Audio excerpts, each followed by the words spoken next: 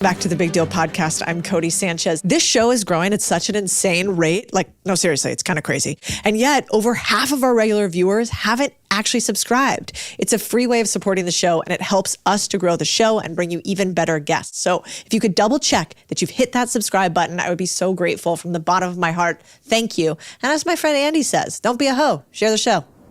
You know, it's funny, as I've been doing more interviews with big creators, they've shown me a lot of stuff behind the scenes. I've seen their brainstorming documents, I've seen their Notion docs, their processes. And I kid you not, when your team showed me your Notion page and some of your processes, I felt like a part of my brain that didn't even existed, started to blow open, because it's the way you approach it and some of the systems. I wanted to ask you about that. Yeah. Because I think a lot of folks, myself included, just do things and we don't have a system around it. So we end up recreating the wheel. Yeah. How do you approach your business as a creator to make it so you can scale and grow much more quickly than a lot of the other folks you may see out there? Yeah. Well, the first thing overall we do before the tools and tactics is really like a mindset thing. Haven't you heard a ton of creators say well, I got burned out, so I didn't want to do it anymore. I think burnout actually happens because we don't have processes. Yeah, well said. So if we had processes and systems and people and ways that we followed along to things, we wouldn't burn out. Yeah.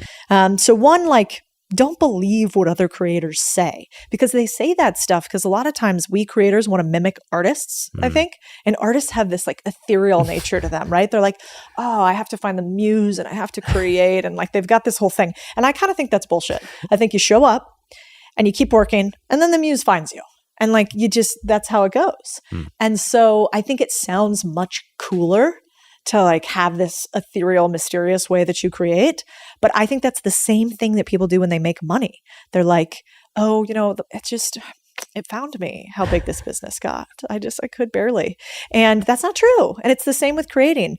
Anybody who's famous or rich worked really fucking hard at it for a long time and wanted it really bad. Nobody gets it by accident. Even our most famous actors, etc. Now I know a lot of them, and not one of them has ever said, I just stumbled on all this money and fame. They fucking fought for it. I also really like this rule in finance, which is the rule of thirds. Have you heard of this? Well, tell me about it. I know the rule of thirds in terms of cameras and Oh, interesting. Yeah. So the rule of thirds in business is basically you get taught kind of early that 1/3 of your time you're going to be great. It's going to be awesome to be a creator or whatever job you have. You're going to really like it. Then 1/3 of your time, you're going to be kind of neutral, or you'll be slightly stretched, but you'll be kind of fine. And then 1/3 of your time, you're going to be miserable, dark, awful, miserable, overwhelmed, inundated. But the cool thing is they cycle. So when you're in one, just know you're not going to stay there. So just the next one's coming, the next one's coming. And so if I know all of that, then I don't burn out because I have the right mindset. I realize this is just going to happen for a period and I keep going. And then the way that you keep yourself sort of honest on all this is, I think the only way to build a big business is with people. And I realized that early on, which meant that I had to get the things that I saw out of my head and into a process. Otherwise I was going to go crazy with people asking me again and again what I think. Yeah. And so we have this is the rule of 3 instead of the rule of thirds. But anytime something that we do has more than 3 steps and we do it more than 3 times, we try to write it down and create an SOP. Now, are we perfect at it every time? Absolutely not. Tanner and I were just talking in the car about one stupid thing we had never processized. But for the most part, I joke with the team, and sometimes I'll be on stage and I'll be like, what's my love language? And they're like, SOPs. Can you define SOP for people who don't know what that stands for? It stands for a system and processes. And maybe Cody, to put that in context, you have this great saying of you should have more SOPs than a pilot does when they're taking off, because a pilot is they have to check so many different things, and it's a repetitive process. What are some of those SOPs that you have, or talk to me about it? Because I feel a lot of creators don't even know what that stands for, let alone how to implement it. Yeah, it's definitely a business particular thing. But yeah, if you think about a pilot, they have a little checklist they do every time. Even right now for our podcast, I was annoyed because I'm sure people can relate. We were making the same mistake again and again. And I was like, why? We have an SOP, so we have a checklist for all right, you schedule the guest, what happens? You send out a text to the guest. What text is it? You ask them what their drink order is. You ask them how soon they need to be out. You ask them what like, what is their website? What is their contact information? You check in with them the day of. The lights go on in the room. The AC goes on like 15 minutes before because sometimes it gets cold in there. Like single thing you can, and you build it. It's like a living, breathing document. But the problem is your documents are only good as what's called your implementation. So you actually taking the thing and using it. And so for our podcast, for instance, this is like a little sneaky hack. Our generation is so technological that a lot of times our SOPs or our processes go on our phones, right? So you're like, yeah, we'll check it off on there. But what else is on our phones? Like every distraction known to man ever. And so I had the team print out and laminate an SOP. And I'm like, before we do anything, where is it? And so then we have our little lamination and we check it off as we go. Why? Because there's no distractions. It's like, where's the thing? This is it. I get to look at it. The best SOPs, ideally, you take a screenshot or you take a picture of it and everybody signs off what they did. And this sounds kind of annoying and over the top, but I learned it from boring businesses because that's what you have to do with technicians in the trades. I am like listening to this and I'm like, okay, we got to do this with our process. The laminated, I mean, the team at first was like, why would you do something so weird? And I was like, I promise you, it will change your life because it'll just be there. Like you can't not do it. It's right in front of your face. Codie, I also went through your contrarian creed. And you had these like 13 principles, which by the way, I love that you had 13 because you're like, we're going to embrace the unlucky because we're going to make our own luck. Yep. But you had this one that you're like, even our notes will be mini masterpieces, which I interpret to say like even things you do internally, like have to be like super high quality. Can you elaborate on what you meant by that? Yeah. Well, they talk about Pablo Picasso being one of the best artists of all times, or at least one of the most well-known artists of all times. And there's two things I think are interesting about Picasso. One is he is also the most prolific artist of all time, right? So he had more pieces of art created than any other known artist of time. He had a lot of shots on goal. Oh yeah, 50,000 pieces of art, I think last night. Right. Yeah. The second is he famously had the story where he was at a table with a friend. A young woman came up to him, asked him to do a drawing for her. He did one in 10 seconds, handed it back to her and said $10,000. And she said, that took you 10 seconds. And he said, no, it took me 50 years, or however old he was, because it was shot on goal, shot on goal, shot on goal to perfection. And so I remembered those two things, and I wanted to apply that to our business. And the last thing, I guess, with the notes in general, I say to the team a lot, like imagine if the piece of content that you create, like the worst thing that you ever do, is the only thing that your like biggest inspiration ever gets to see. What if, say John is a huge Demi Lovato fan. It's probably the top of your list. Oh my God. Wow. How do you know? So, and Demi gets to see one piece of your content and it wasn't one that you were proud of. Yeah. And I think about that a lot because on the internet, you are going to do stuff you're not proud of, but I want to at least try. Yeah. And so I talk about that a lot with the team. Like what you are doing is building a Rolodex of pieces of content that are your life resume. And so let's make sure that it's really good and that what we do is so interesting that when somebody else sees it, they want to steal even the napkin that we left behind at the bar, like Picasso. That's cool. I also want to ask about this SOP for how you repurpose podcast clips and speeches. 'Cause I think this is super relatable to a lot of folks who may go on podcasts, or just the level of detail in that checklist that you went through. Maybe to talk through it so people fully understand like what these checklists look like for you guys. Well, I think, Gary Vee, right, is really big on repurposing content and has different frameworks for it. But what I found is that you can have an idea, but an idea without a plan is really just hope, right? And hope is not a great strategy. And so I found that in the beginning, you do everything and you learn everything from doing that, and it's incredible. And then at some point, you will burn out if you don't bring somebody on to do the things that you're not uniquely skilled in the world to do. And so I think one of the worst things you can do as a creator is hire the thing you think the business needs, not the thing you want.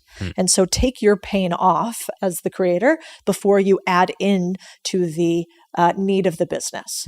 And so one of the early things that I didn't want to do was first, I didn't want to waste the 50 speeches I give a year or whatever when I'm promoting a book, let's say.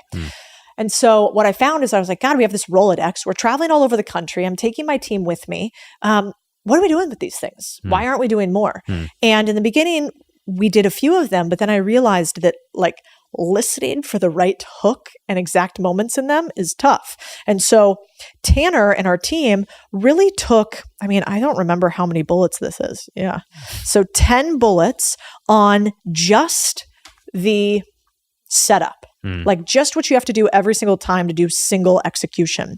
When it comes to finding the hooks, we didn't want to just tell people find the viral part, because what does that mean? What is viral? How do you define that? We had to define it. And so we kind of came up with a bunch of different ideas about what viral might be. And usually with our content, we place them in buckets. Like we have pillars of content we create, we have buckets. And so some of them might be, is there an audience-specific pain point or desire? Like, how do you make $1 million when you have zero? Audience wants it, plus it's kind of painful, right? Evoke emotion. I think young people don't work hard enough today. Well, that's going to piss some people off. Moment. Specificity and numbers. So I found a study where 100,000 people said that if you do this one thing, you will be more successful, right? Study we found. Motivate. So is there a line in there where you're like, ooh, that line's so good, I almost want to tweet it? Hook.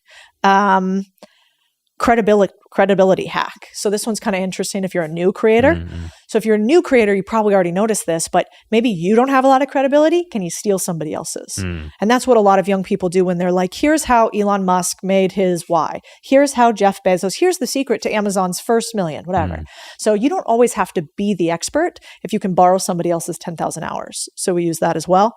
And then maybe the only one that I think is really useful is, it's why use 5 when you can use 1, which means if you're going to say something, let's say it cleanly and concisely and directly. And every time we look at a script or at something we're going to create, I want to value my audience so highly and their time even more than them that I'm Xing out anything that isn't absolutely necessary. And so a lot of times our team, especially like, for instance, Christian, he'll get a first draft of a script for something. And the second draft is basically just, can we cut 30% of it? And even with the book, I started with the book that was probably 390 pages and whittled it down to 270. Because in today's day and age, you don't need more information. You need the exact right information at the exact right time and nothing else. The other thing I think is important too is like, we want to build, I'm trying to build something kind of giant here. I want to build like the 21st century media company. And I don't know that I've really ever talked about all this stuff publicly because we're very focused on like what serves job working John, right? And that's who we're trying to serve. But when I think about it, I'm like, I think my generation, the finance company of me was like Bloomberg. They were where you went to for news. You also logged in and financed your Bloomberg terminal. Like that's where you went. And these days, it's like, where do you go? Like most of the finance news is kind of trash or it's about the stock market. And like nobody should be day trading. That's a terrible idea. So we're trying to build that. And if I want to build like a lasting company that can exist beyond my time, I have to build it out in a way where I am not the single point of failure. And I think the moment that you do that too is the moment you unlock all this creative ability too. Because then, we're talking about, Tan and I are like, okay, what documentary are we going to do next? Like, do we want to do some full feature films? Who's the next talent we want to bring in? But it all started with like, hey, I just don't want to edit this video. And so can I make a process where somebody else could follow that? And that's a beautiful thing if that's where you are today.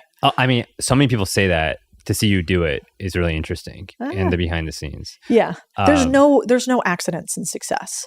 Like, and I think you probably see it even more in creators. They're like, the thing is, I'm authentic. You're like, yes, but like, let's go a little bit deeper. Like, let's get all those humble answers out of the way. Right. I agree. Codie, can you break down your income pie chart? Like, what are all the different ways you make money? And if I could ask, like, you're very open about finance. How much money do you make last year? Oof, a lot. Are you the IRS? Do I have to report it? A couple ways we could talk about this. So how I make the most money is through our Main Street holding company. So that company does 9 figures a year. Wow. And more than that, like it varies. It can go up and down. It's going up quite a bit right now, but sometimes we sell a company. So I get cagey sometimes with sharing exactly how much we make because what if we sell a company and then it's not 9 figures? So sometimes I think about that, but that's Main Street Holding Company. That's where we make most of our money. It's safe to say we're making 8 figures a year, pretty healthy. every year. And Contrarian Thinking, our media company, is the same. That business definitely makes good 8 figures a year in revenue. So that's our media business and how we make money there. So Main Street Holding Company owns like Resi Brands, which is a trade services franchise. So that's like a company called Pinks, and that one Painter, and there's Garage Up in there. There's a couple defense companies. So that thing is probably where we make most of our cash. The second is Contrarian Thinking. So Contrarian Thinking is a media company that owns our education business, which is where we teach people how to buy businesses, build businesses, and eventually sell businesses. We have some sponsorships and partnerships in there. That's probably like 7 figures a year. Let's see, what else do we make money? AdSense, small amount, like I don't know how much we make. How much do you think we make in ad dollars a year? Yeah, a couple $100K. Yeah, a couple $100K. Yeah. And what else do we do? Oh, and then we're working on more affiliates. So where do we own a portion of a company inside of Contrarian Thinking, not the Main Street Holding Company, that we get paid a percentage in revenue share and distributions, and we own part of that company. And then we have Contrarian Thinking Capital, which is our venture capital company. And there, we mostly don't make any money. That's a cost center, not a profit center. And that business maybe will become a profit center as we continue to grow. And then we have one independent company that's big called BizScout, but that company just cost me millions of dollars. And that's us. That's our small business buying and selling marketplace, sort of like Zillow, but for small businesses. And we hope to make a lot of money on that business one day, but right now it costs me money instead. So almost like 3 top line businesses, like the holding company where you buy and sell other boring businesses. The Contrarian Thinking, which is the media company, the YouTube channel, like all the stuff we've been talking about. And then BizScout is almost like the software that kind of goes along with all of your teachings, and where you maybe have transacted some of these businesses that you bought and put in your holding company. Is that right? Not transacted any on them yet. We just launched this marketplace. So this is what I think BizScout and Main Street Holding Company are like my multi-billion-dollar plays. Like Main Street Holding Company, I think will get to $1 billion. And, there are a few billion-dollar businesses in both Contrarian Thinking Capital and Main Street Holding Company, but we just don't own 100% of them. The Contrarian Thinking Capital is kind of interesting because I always used to think that venture capital. I still think this. I still think venture capital is something you should not do. You shouldn't angel invest in like high growth startups unless you're already a millionaire. Like if you can afford to lose money, then I think angel investing makes sense. But that one might be a sleeper because we have I think we have $5 billion companies in that one. Wow. And they're boring businesses. Like our thesis is basically that venture capital ignored boring businesses. They focused entirely on like dating apps and AI, and that's okay. But there are companies like Nuvo Cargo that's worth a couple $100 million. That's just like port big ship technology, right? Or like Figure, which is kind of a sexy business, but is humanoid robots, right? That's worth a couple $1 billion. So we'll see. But at this stage, the idea is for most of the money we make, can we plow as much as humanly possible back into both content to continue to grow, our investments to continue to grow them? And then I'm not like that flashy, probably you don't see me really posting anything flashy on the internet. It's not really my deal. I just want to see us grow. How do you think about courses and like info products? That's another area where I feel like there's a lot of baggage, but you've done a great job of like selling, I mean, these numbers kind of like stood out to me. You have a $100 course, a $2,000 accelerator, and then you have a $10,000 course in community. Like, how did you think about the price points? Like, how well are those doing? Like, I feel like a lot of creators can also package up what they say into these courses, but maybe not a lot of them do because it's hard to price yourself in many ways. How have you thought about that? I think there's 2 reasons people don't do info products. One is because people on the internet tell you that it is better to go invest somebody else's money than teach them how to do the investing. There's a lot of people that look down on education products. And I can see why. Because one, universities are a huge institution that has sort of monopolized the idea of teaching another person. I think it's criminal and they're totally overrated. And if you look at the actual numbers for educational institutions today, we have had a 3 to 4x incline in the cost of universities, and we have had a flat line of return, meaning our salary increases after university. So for me, I got like on my moral high ground here, it was like, why did I go to an MBA at Georgetown? I mean, if I want to climb a corporate ladder, it's very useful. Having that on there is much better than Arizona State, Harvard of the West, where I went to undergrad, right? Like way better. But if I don't want to climb the corporate ladder, that $160,000 degree or whatever it was, that really didn't teach me much of anything. And then they say, well, it's for the network. I don't know, better network by meeting people like you guys at conferences than that. I think that's a scam. And so once I started to realize that, my mom's a 30-year special education teacher, I was like, I think we can go to war with those guys. I think we can be a better financial education company, and we can teach people more about getting financial freedom than a Wharton degree. Like, wow, you're targeting my alma mater. Is that now. yours? Yeah, I went to Wharton undergrad. Yeah. Well, I use Wharton because I think they are the best finance school out there. Yeah. I think NYU Stern is like second, but it's not Harvard. And MIT and Stanford are actually incredible for entrepreneurship and engineering degrees, but Wharton's like the cream of the crop in finance. And I can't tell you, sorry, Wharton grads, I can't tell you how many of them I meet who come up to me. One came up the other day, and it just tickles my little taint. But this guy came up to me, and he's like, what was he? Oh no, this was to Chris, my husband. Moral of the story. Dude comes up.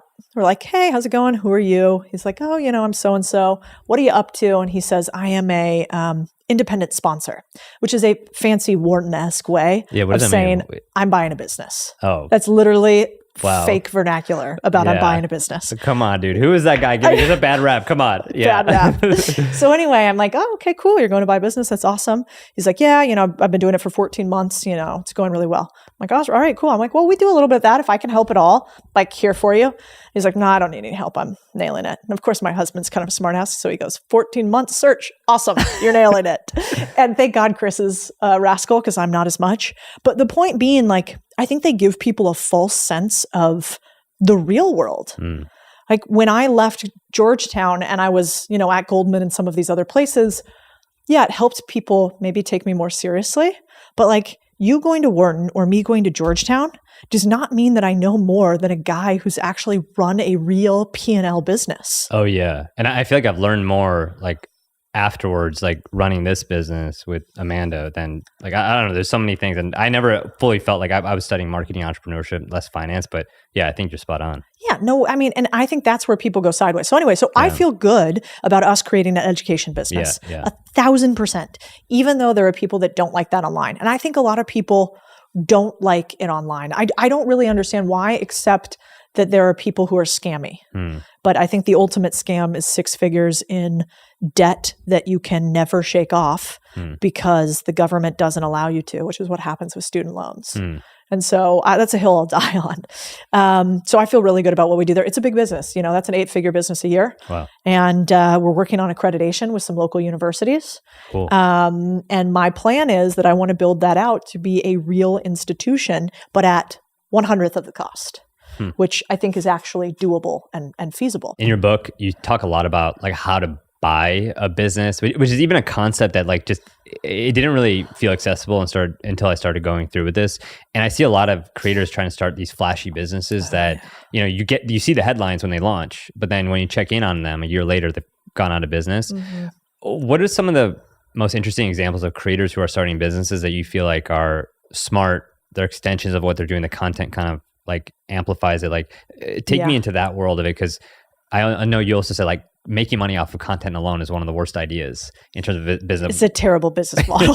It's a really bad business model. I mean, what do I mean by it's a bad business model?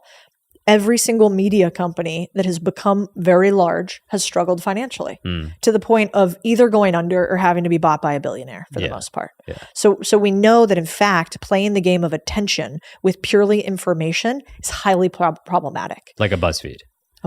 A New York Times, We see this again and again. And if you think that it's bad now in the age of Google scraping all of our stuff, wait until AI comes for us. We're going to have AI Johns all over the place. We're going to have AI Codies. We're going to have content ripped off, duplicated, and increasingly, I think relevancy is going to be hard. So that's what you can look forward to. Yeah. And well, I think if you're a creator today and you're not thinking about acquiring businesses and how to get equity and what's called distributing equity, where they keep paying you over time, you're making a huge mistake. If you are only living off of AdSense and you are only living off even info products or education or anything like that, you're in trouble because I think that is very easily scrapable.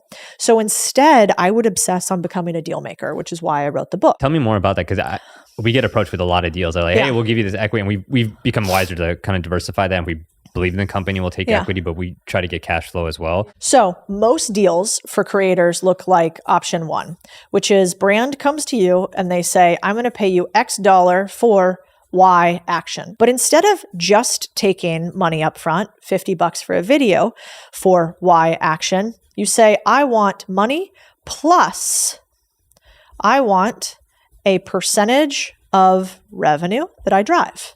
So you could say, okay, if you pay me $50 and as an affiliate partner, I want a percentage of revenue. That's called an affiliate deal, right? So standard partnership, affiliate deal. So the third way to do it would be, okay, brand wants you to do Y again. You're going to ask for money from them, plus you're going to ask for equity. This would be like a stock, right? So give me some money now and then give me some equity later. Yeah. Another way you do it might be brand gives you money, they give you equity, but you also ask for distributing equity for Y. What does distributing equity mean? That could mean a few different ways to slice it. Could mean when you, the owner of the business, take out money from the business, I get a percentage of it. So if the equity I get is 10%, when you take $100,000 out of the business, John, because you run the business, I get 10K from the business because I have 10% of what's called a pro rata distribution, but that's a little nerdy. The other way that you could do it is, let's call that option 5. You could go business, dollar, equity, distributing equity for Y outcome. And the distributing equity might actually instead be business makes, I don't know, $10,000 a year. I get either a profit, a percentage of the profit, the net money they make, or a percentage of the revenue of the business, of the entire business. So it's not just if you take money out of the business, John, it's if you make money overall. And then the sixth way is brand asks for Y outcome, and you ask for equity and distributing equity, but you ask for more of it because you're not taking any money up front. This one is probably likely what Logan Paul did because he wants as much of the equity in the business as he can get with Prime. I've never seen it broken down like this. This is this is amazing. For each of these 6 things, so the why is like an output, like you have to post this many times about it, or you have to bring in this many referrals, or like you kind of have to define what those deliverables are with the brand. Yeah. And there's 2 ways to do that with the brand. So why is your deliverables? You're exactly right. Oh my gosh, I should have been a doctor with this handwriting. But how you can also mess with deal making a different way is you can have either input related deliverables or output related deliverables. So an input related deliverable might be something like 2 IG posts, 3 lives. These are things that are activity-based, input-based. Got it. Output goals are things like 100,000 views, 10,000 customers, $10,000 in value, 100 new customers. Yeah. Which one do you think brands pay more for? The latter. Output. Yeah. Which ones do we usually negotiate for as creators? Inputs. The first one. So if you're confident in your ability to deliver results, you'd probably want to do output goals. And you'd want to say, I think I'm going to crush this. I want to get a percentage of every customer I bring in over 10K because I'm going to kill it. In the beginning, when you don't know what you're doing, you'd probably say, I don't know. I probably want to have input related because I don't know how this is going to land with my audience. And so basically everything in deal making comes down to risk transfer. Yeah. So like who holds the risk and who has more of it. And the person that has less risk typically gets less reward, and the person with more risk gets more reward. Yeah. I think what you should take away from all this, if this feels like, fuck me, we're looking at so many numbers and we got pie charts and I thought I left finance, what you might want to take away is just, if you can learn the language of money, which is really deal making, you'll never be poor. I truly believe that because you will understand how wealthy people think and you will understand how companies make money, and you make more money when you understand how people who make money make money. Yeah. And so, so what I would do is obsess on deal making, which is why I wrote the book and why I won't shut up about it on the internet. I love it. A lot of people will say you have the #1 business channel on YouTube. Other people may say, you're the most powerful businesswoman on YouTube with like your investments. You'll be able to bring exposure to them. But there's a quote in your book from your dad that really stuck with me, in that like you're not in the game until you're in the dark of the night, your head is in your hands, and you're facing a lot of the shit that goes on behind the scenes.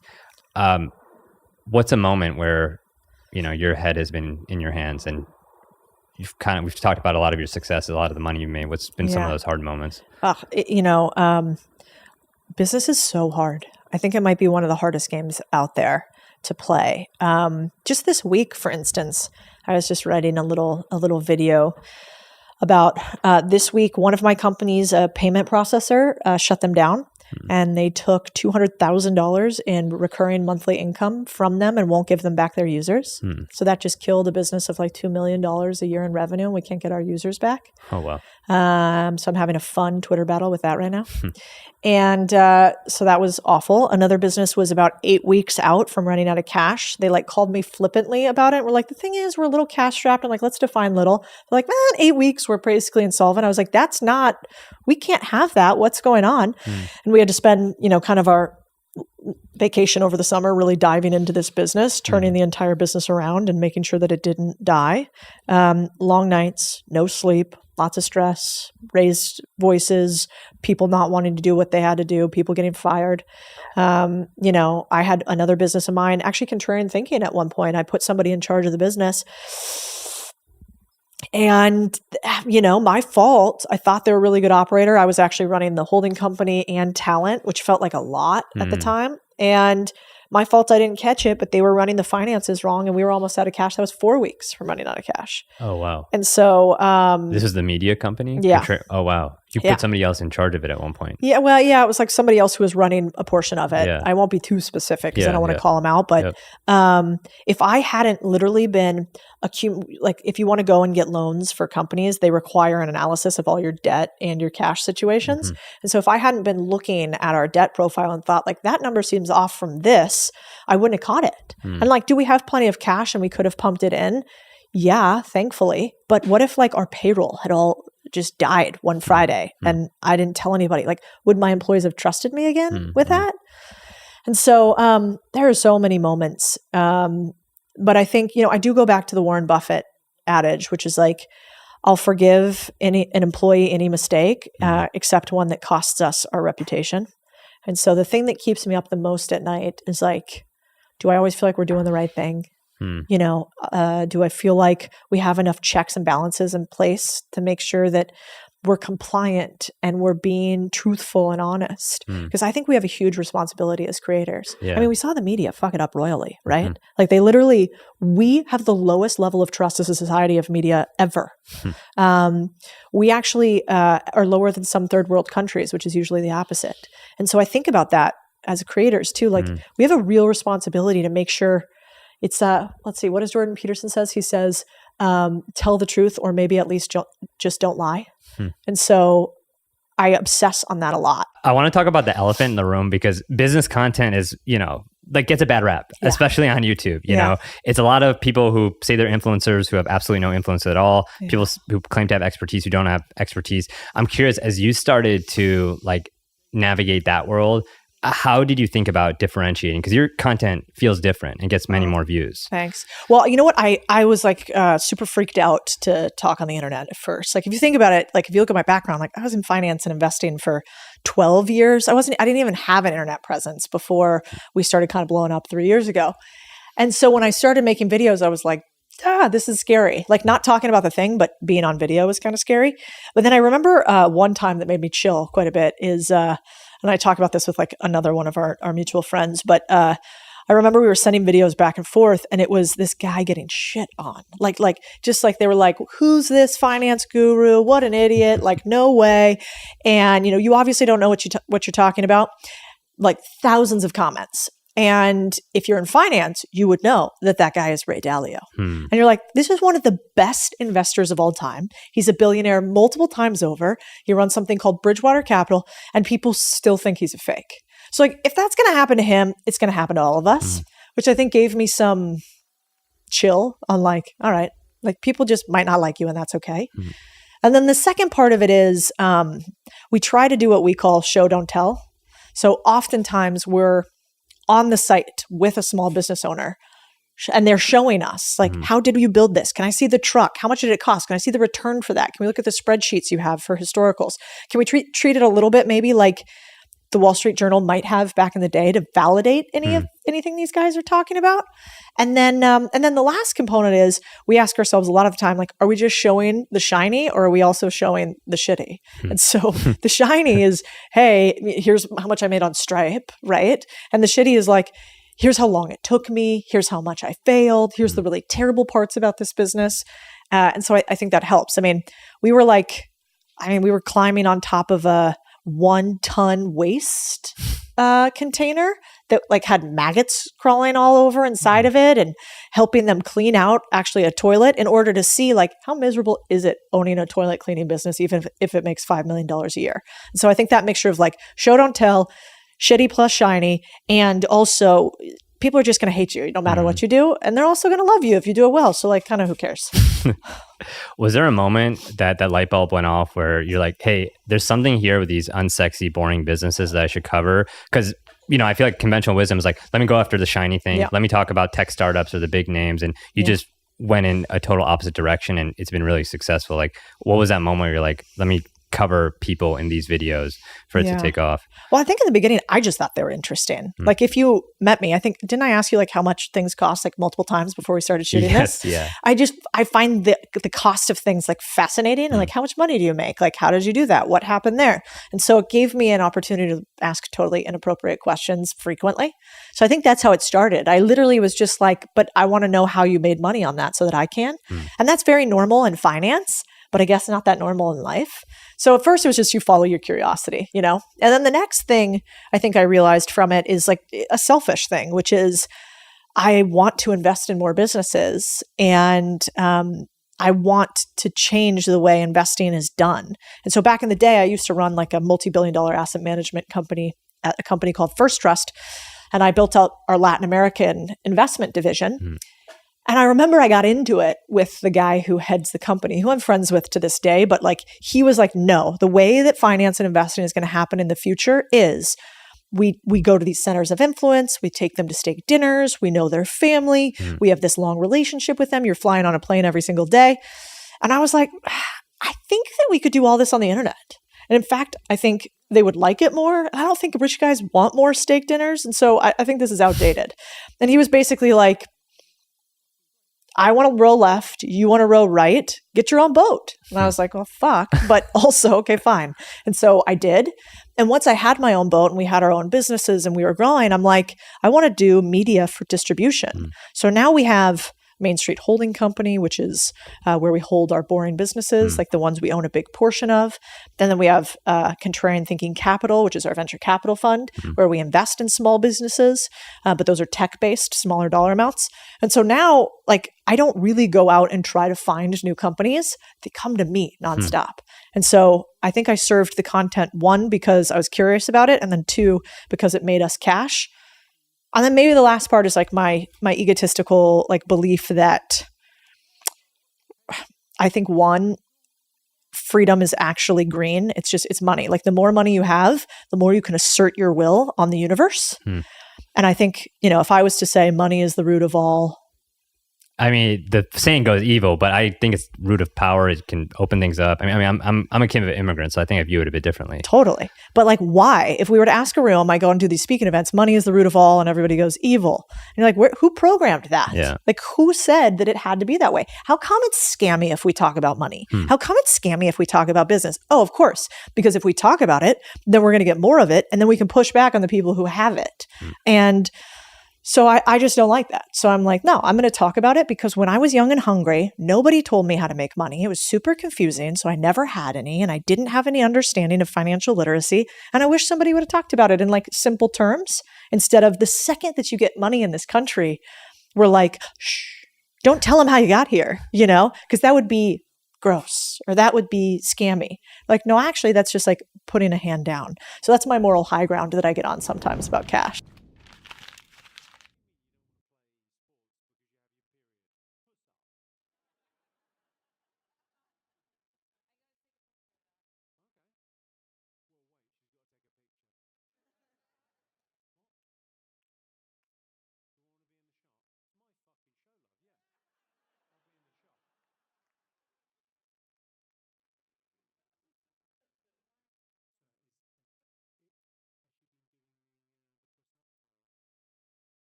We ended up signing the deal to sell the company on the single biggest drop in market history. I am so excited for this guest today. He came from nothing and built not one company, but two companies, sold one for $250 million, and then is building another one that I think is going to be worth even more than the first. While I was in college, I started earning money with a bunch of like side businesses, making $1 million before I was 21. What? Were those like the Disney princess quizzes? Very similar. We got very soft, I think, as a culture for a while. Our Slack would be like someone would post capitalism as a new colonialism. It's like, you're not working in a coal mine. Like what do you want? Like better yogurt? I raised about $70 million on Twitter DMs. That's amazing. You can always tell after you start working with someone if you're going to be good. You think Silicon Valley is kind of dead. This is the Big Deal podcast, and I'm Codie Sanchez. I am so excited for this guest today. He is a friend. I actually invested in his company, but the most interesting part for you is that he came from nothing, came from India all the way to the US and built not one company, but two companies, sold one for $250 million, which is crazy, and then is building another one that I think is going to be worth even more than the first. He shares what he would do if he was going to build from scratch today. He shared how he can tell the difference between A and B players. He shared what it takes to be young and hungry today and have the kind of success that he has. And he also shares a lot of takes on what happens once you make a ton of money. Also, there's some fun little stories in there about everybody from Mark Cuban to Naval Ravikant to the biggest names in Silicon Valley. And so if you are building something today, you are going to want to listen to this. And it is without further ado, I give you Ankur Nagpal, the CEO and founder of Carry and former founder of Teachable. Well, now this office is too small. I was trying not to build a big people company again, but I failed. Yeah. So how big is the team right now? I don't know, 35 full-time-ish. Yeah, it's at least for me, I would say up to about 50 was really fun. Yeah. When it got to 100, it started feeling less fun. Yeah. Yeah, I think the biggest one I've ever done is like 175, 180. Yeah. And but you know what? They were really highly paid finance people. Yeah. It's honestly easier. Like I just didn't have half the things that I have now in this business. In what sense? Like it's perfect incentive alignment. Yeah. So like, you need a small legal team, a small compliance team, but all of your salespeople are highly paid and incentive aligned. Yeah. All of your portfolio managers are incentive aligned and highly paid. Yeah. And so it's like very easy. I mean, we had a quant system that was like, if you hit these, you're fired. Yeah. So everybody knew. It was, you're not like having long one-on-ones on how everyone is feeling. And God bless me. Yeah. I was telling Kate and Mark, our new president, that I want you to meet him. You'd like him. But I'm like, these creatives, they have so many feelings. Yeah. One cried in my office the other day, and I was like, I've never fucking seen this before. Have you ever had somebody cry at a meeting with you? So my last company, by the end, like Teachable, it became very hard to manage because, I mean, it was also around COVID and just the entire company, people forgot that we were there to make money and grow a business.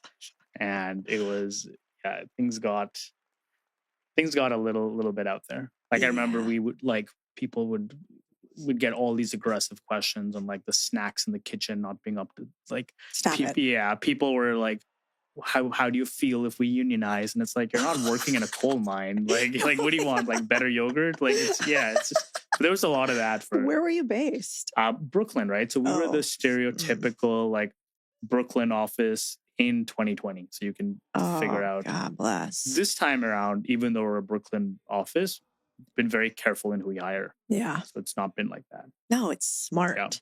Yeah. Well, I mean, hell, media. But a lot of founders didn't realize that would happen, right? Like when we started the company 2013, 2014, it was a different time. Yeah, that was not the case. No, we've come full circle. I mean, even now in media, I think the sad part is that people don't realize when they want those things is the first kiss of death. Yeah. And so, they think that it sounds good and then they don't realize that it leads to lack of profitability, which leads to people getting fired, which leads to like worse working conditions. We had like crazy people. Like our Slack would be like someone would post capitalism is a new colonialism. It's like, dude, like Jesus Christ, like you don't, things that are like really like, yeah, like you're not being oppressed. It's fine. Oh, I did get somebody say to me the other day that, what's wrong with California is capitalism. And I was like, like, wait a second, what? So this time around, I mean, we've made sure that everyone who wants to work really wants to play for a team that wins, right? And that is important to them. And because for a lot of people, they don't care, like they used to not care if the company did well or not.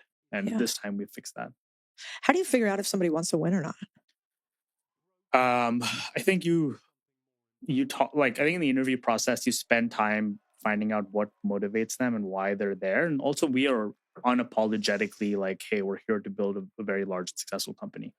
Last time, I think we overplayed the mission side because, like, again, mission is important, but we still wanted people who are primarily there to win. But last time we're like, hey, education is really important. But then we ended up getting a lot of ex-teachers and who struggled when things got hard. Yeah. Well, what's interesting is your last Teachable sold for $250 million. Yeah. Did you think when you started your business that it would ever sell for $250 million? No one does, right? Yeah. No one does. It's an insane amount of money. And at every step, though, it was just like focused on the next milestone. I mean, I'd be lying if I said I didn't want to build a very large and successful business one day, but I didn't think if that was $50 million or $100 million or $1 billion. But no. When you started, though, like you didn't make a ton of money at first, right? What's the least amount of money you've ever made in a year? Well, the first year I didn't really pay myself anything. So I didn't make any money while running Teachable. And my first salary... How'd you live? My first salary was $70,000. So I was fortunate in that when I moved to America, I didn't really have much. But while I was in college, I started earning money with a bunch of like side businesses. And that helped me make enough money that in my early 20s, I was living on my savings. Interesting. What were your side businesses in college? So I built Facebook apps. So this was back in the day when, you could send people gifts and stuff on Facebook. And it was crazy. It started my freshman summer. At the end of my freshman summer, I was making like $20 a day, but all the way scaled to 50 grand a day and making $1 million before I was 21. What? Were those like the Disney princess quizzes? Very similar. So we had all kinds. We had like how good a answer this quiz, and you'll find out how good a lover are you. And people would like repeatedly take the quiz again and again till they got the results they wanted, and then they would post it. That's amazing. Yeah. So it was 3 years of that, but it was just all kinds of like dumb things, but it really teaches you viral marketing and growth at a very early age. Like at our peak, we had more traffic than LinkedIn, Yelp, about the same as New York Times. We had like, I think like 4 or 5 million teenagers basically using it every single day. Get out. Yeah. Did you, how did you come up with that? So started after my freshman summer when, they launched the Facebook platform. And at first there were silly apps that would make $10 a day, $20 a day, but it was a crazy time because you could literally reach millions of people in 24 hours. It was the first time that you could go viral or whatever. And it was just years of experimentation and finding things that worked. Yeah. So you were a bunch of nerds. Where'd you go to school? Berkeley. So Berkeley. Yeah. So you're just eating granola. It was a bunch of nerding out on coding. Yep. And throwing up lover apps. I was very disappointed because I just moved to America to college, and it sounds really dumb, but all I knew of the US at the time was movies. So I was expecting American Pie, but instead I got like Berkeley, California. So You're like, they don't shave armpits. yeah, I was like, this is not the vibe. This is not what I thought it would be like. That's wild because you're from where originally? I'm originally from India, but I grew up in Oman in the Middle East. So my first day in the US was Berkeley. And I remember it was me and 2 other kids in our entire dorm that even drank alcohol. And that seemed crazy because I was expecting the stereotypical frat party American college experience, but did not get that. How did you pick Berkeley? It was the best school I got into. I got rejected from every Ivy League school, and it was. I wish I could say that it was some sort of like unbounding loyalty or whatever. But as an international student, you don't visit colleges or anything, right? Like you literally apply to a bunch of places and you go into any place that is like best ranked or whatever. Interesting. Did you come from money? No, my parents were middle class. Probably by the time I went to college, like they had spent most of their adult life saving to send me to college. So there was a lot of responsibility that came with that. My dad also always wanted to start a business, but it never felt financially responsible of him to. So I had a job. I mean, we were comfortable, but definitely middle class. Do you buy your parents stuff now? Yeah, I mean, that's been the nicest thing of this whole process. What's the coolest thing you've ever bought your parents? Honestly, we just go on really nice vacations all the time. And I was actually thinking, in some ways, it's nice that we didn't come from a lot of money because I have friends who are rich. And even though they've done well, when they take their parents on vacation, they just pay for the same experiences their parents always had.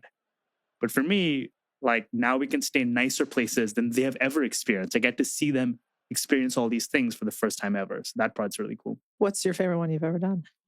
So I was just saying in December, my parents have never been to South America. They wanted to like see as much of the continent as possible in 3 weeks. So it's incredible. We went to Patagonia on the Argentinian side and the Chilean side and the Atacama Desert in northern Chile, drove to Bolivia, saw the salt flats, flew to Peru, Machu Picchu.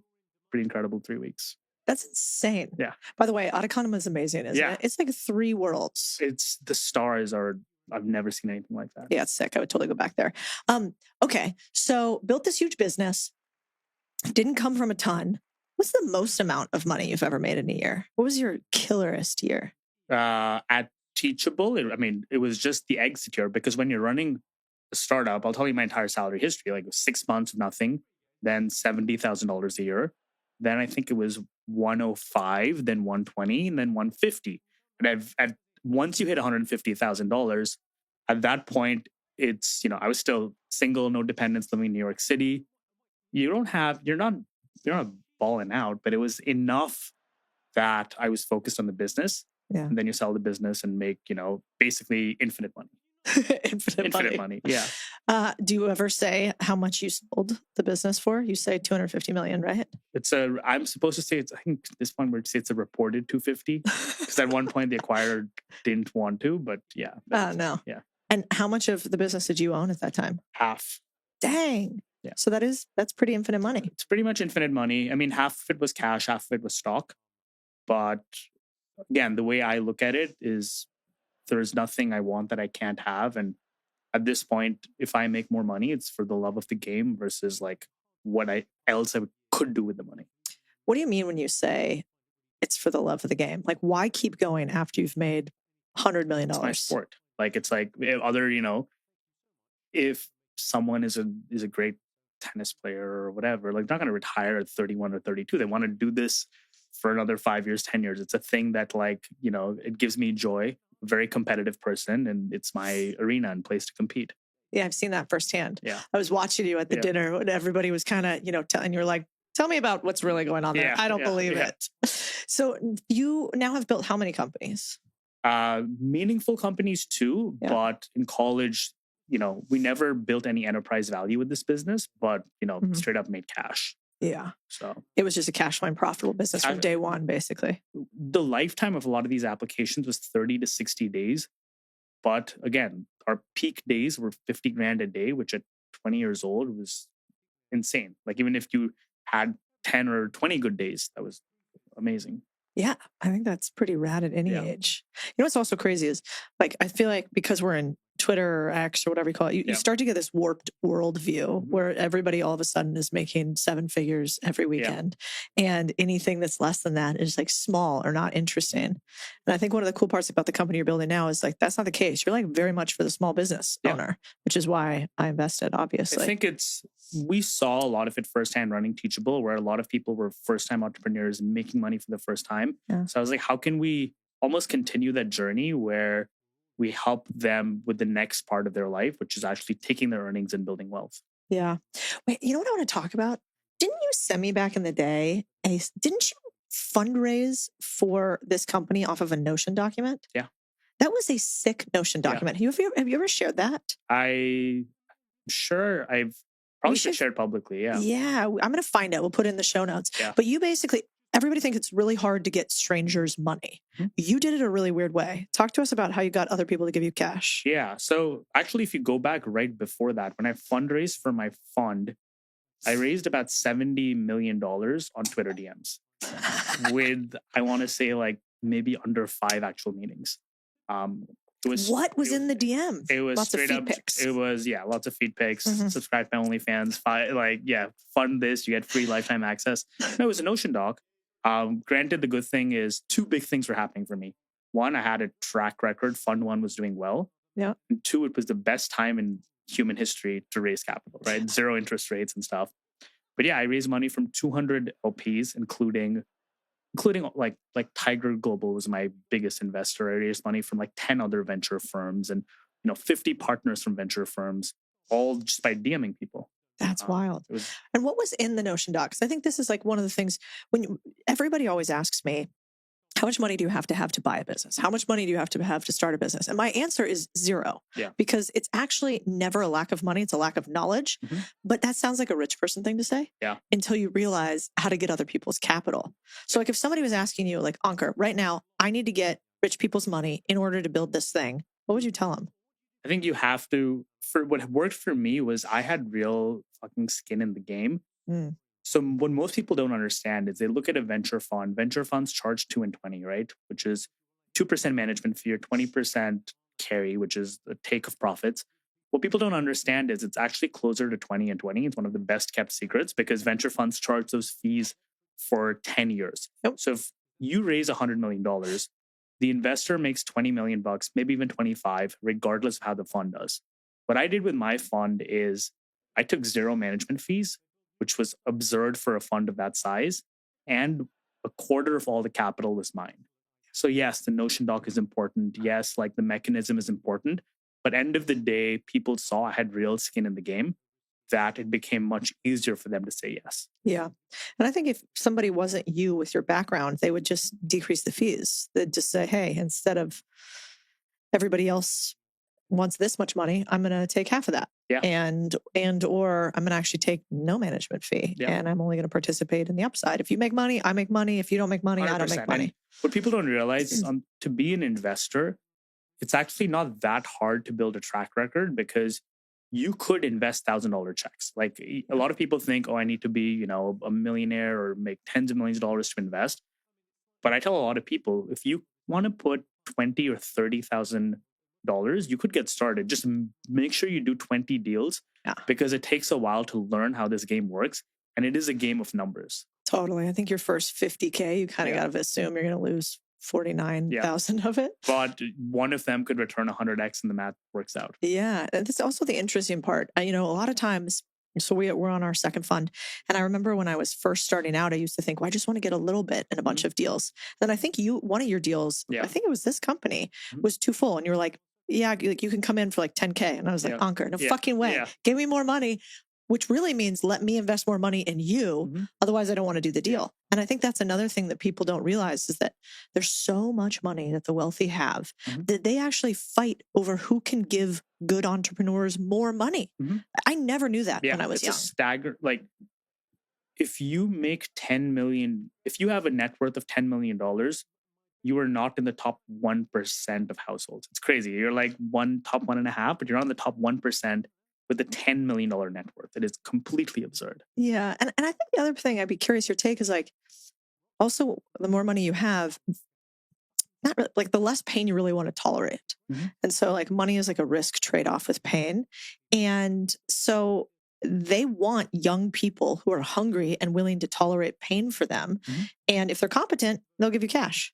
100%. And I think for a lot of people, especially when they get to a certain amount of wealth, it also has they care about the other things. It's like, is it a good narrative? Is it a good story? Is it something I want to tell my friends about?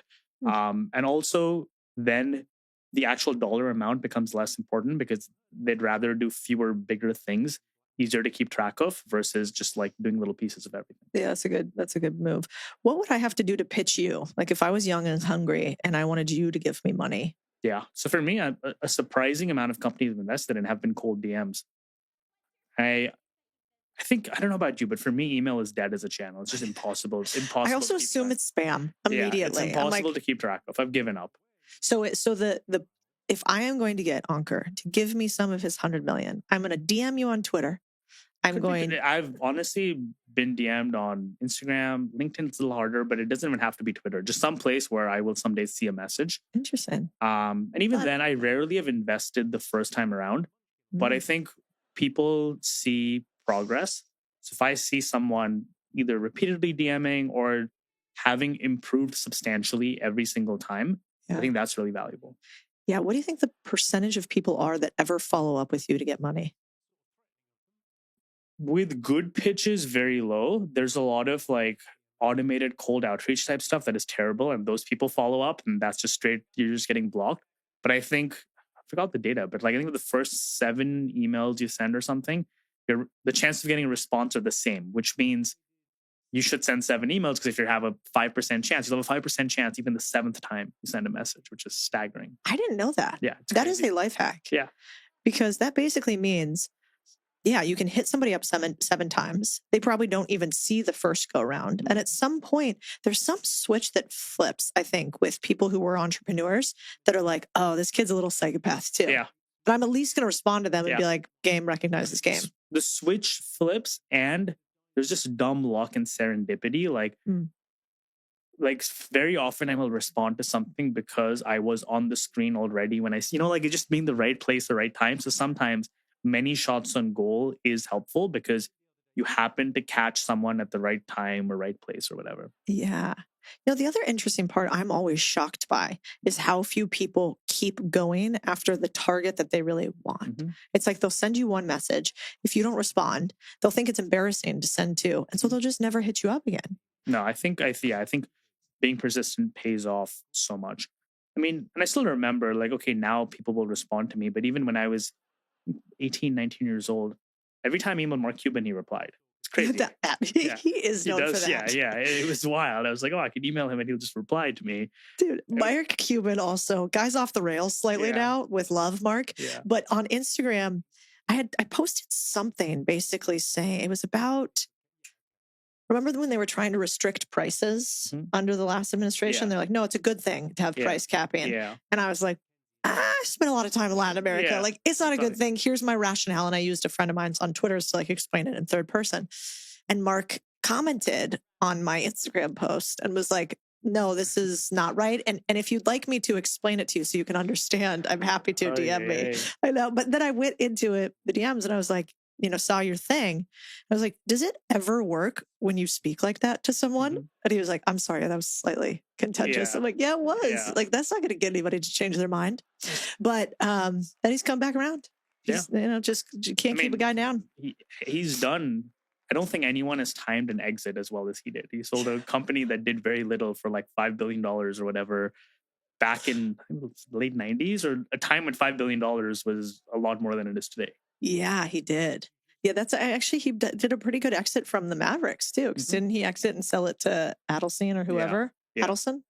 And then, it's fascinating. Okay, well, the other thing I wanted to talk to you about was, why did you choose? I can't remember your origin story. Like, what was the pain point that made you choose to build Teachable? So I'd moved to America, spent all this time building Facebook apps, scaled that business. And honestly, then I hit 2 years of what in retrospect is sort of an entrepreneurial rut where I probably tried 10 or 15 different businesses. and nothing quite took off. And the journey you have as an entrepreneur is you don't even realize it's not taking off. You try a thing, you always get a little bit of feedback. Nothing is that exciting, but then you have a new idea and you're pulled into it, right? So this happened for about 2 years. During that period, I started teaching a little bit on Udemy. I taught in-person classes at General Assembly and built the first version of Teachable as a side project. But the difference with this side project is we just saw market pull from day one. What does that feel like? Because I think somebody who's never felt it, they don't even know what it feels like to have something that works versus doesn't. So, and the funny thing is, because I kept asking myself, is this working? Is it not working? But the biggest thing is the first month we processed maybe like $3,000 in course sales. But every single month after that, we processed a little bit more until 8 or 9 months in, we were doing $40,000, $50,000 a month in course sales across, I want to say 15, 20 creators. And I was like, wow, there may be a real business here. And then I went to Silicon Valley, raised venture round and decided, okay, this is a company. Could you ever have done that in India? I think now it would have, the world has changed quite a bit where India has now become a pretty good place for entrepreneurship and startups because it's such a large market size. But the thing I appreciated the most about Silicon Valley is it takes young people seriously in a way that most of the world doesn't. That's a great line. What do you mean by that? So when I was 19 years old, 20 years old, I was in college. I had the chance to meet, Mark Andreessen, Naval Ravikant, like all these like people that were iconic and I looked up to, and they all took me very seriously, almost as a peer. Like, what are you going to build? Like, this sounds so great. Contrast that with when I went to India and I tried to meet with the CEO of a couple of smaller companies who would condescendingly ask where my parents were, right? It's such a different attitude. And I think San Francisco and Silicon Valley knows that young people have historically done incredible things. So young people are taken very seriously. Yeah, it's a good point because you're kind of seeing it, whether people like this administration or not, but how the old infrastructure of government is looking at young people coming in with disdain. They're like, this 20-year-old, this 21-year-old. And I think there's no longer this barrier between ability to execute and age. In fact, I mean, the speed at which I see young people able to force function moves with technology means that we're getting slightly more obsolete the older we get. Also, what you realize is young people typically tend to have so much more time, right? Like they're very time rich. And as a result, can go so much deeper into a lot of things. Like again, imagine if we get to a world where the cost of building something just comes down to how much time you have to play with the thing to build it. It's advantage young people. I mean, you just have so much more time. And that's what I mean when people say Silicon Valley is an idea versus a place. But the idea of Silicon Valley was always, 18, 19, 20-year-olds are going to do amazing things. So listen to them, let them do their thing. Yeah. And they have the best risk reward trade-off ever, which is a future appearance of time because they're young and simultaneously no real risks because they don't have anything yet. Absolutely. And if there's anyone, I always tell people, if you're 18, 19, or 20, you're in a golden window where a lot more people will be willing to meet with you because of your promise and your potential. Like, I'm not kidding. Like, I think it was easier for me to meet with a lot of iconic Silicon Valley people because I was 18 or 19. So I could be introduced to someone with a bright future. 28, I mean, you're still young, but you're not like, oh, this crazy young person with a bright future. Were you like a little genius? I think it was because of the Facebook applications that I'd built a business that was doing well. Growing up in high school and stuff, I was always smart, but I was pretty rebellious. So my grades were never very good. I wanted to play cricket internationally. So sport was more important to me. I was always smart, but I was barely top 20% of my class, which wasn't that good. Interesting. And then today, you're building a brand new company. Why did you choose this one? So it was while selling my last business. And again, as an immigrant, I know nothing about the tax code, nothing about how money works, personal finance. I wasn't investing. I was doing nothing. But I realized how with smart lawyers and accountants, how much opportunity there is in our tax code. And there's no easy way of accessing it. Yep. So that was a little bit of a light bulb moment that I was like, if there was an easy way to productize all these tax savings, the tax code, that would be kind of a fun business to build. It's valuable to people. I also I've always loved, if there's a system, how can you be smart about it? How can you hack the system, break the system, whatever? Mm. And this felt like a challenge that way. Like, like here's a system with a bunch of rules, but there's loopholes. How do you actually help people take advantage of these loopholes? So it was a fun kind of business to work on. How big is the business now? So we're a little bit over 2 million in annualized revenue. We custody a little bit over $100 million in customer assets, which is good. We're a couple of years in, and part of me as a founder is like, I wish we were 10 times bigger.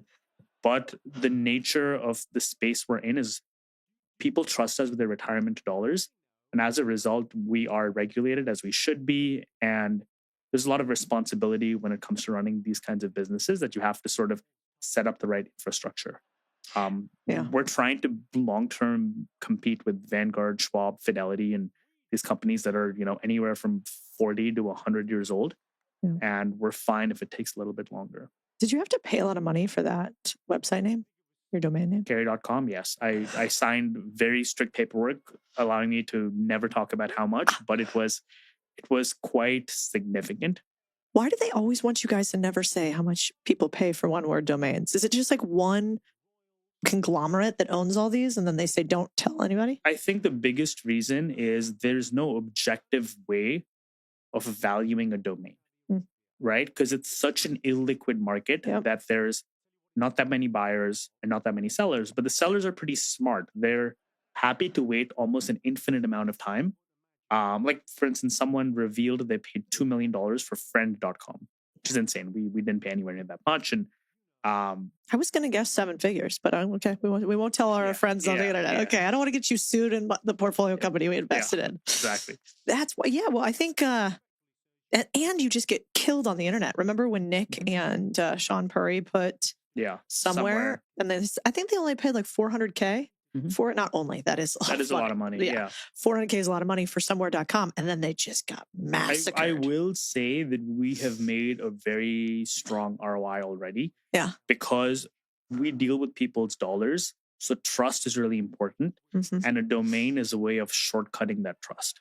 Yeah. Do you think yours is better than contrarianthinking.co? I think we're about the same, roughly equivalent.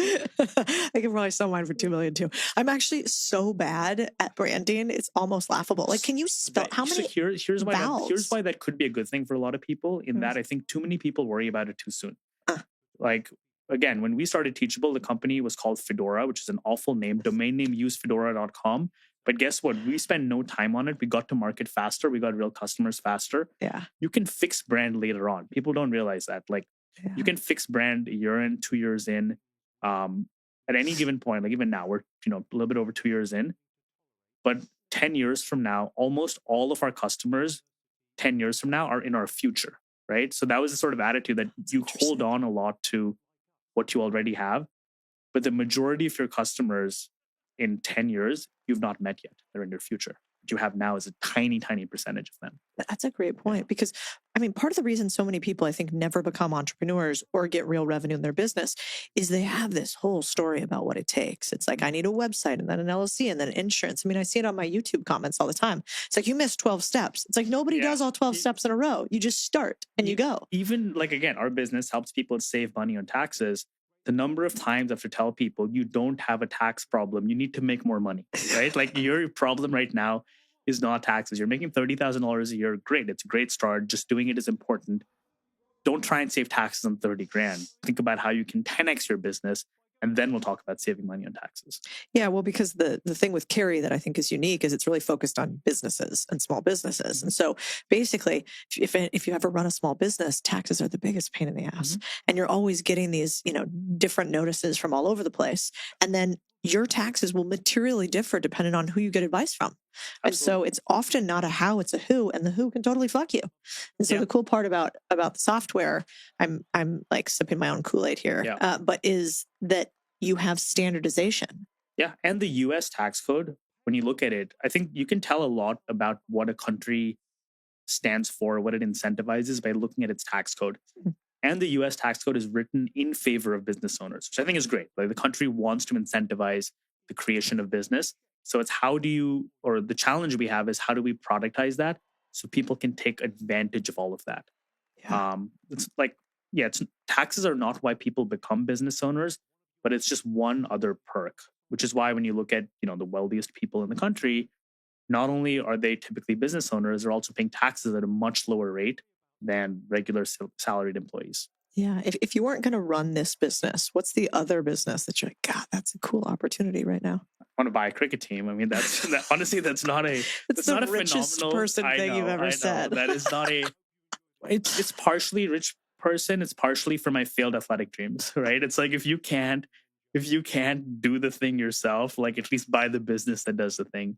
I like that. I think that's actually, isn't that what, I mean, one of my favorite guys is Wayne Huizinga, the guy who started Waste Management. Yeah. And that was it. He's like, drove trash trucks, owned trash trucks, played in trash until he owned 3 baseball teams and also dated There's models. A non-insignificant number of people, I think, who have been very successful in business, who would give it all up for like their failed sports dreams.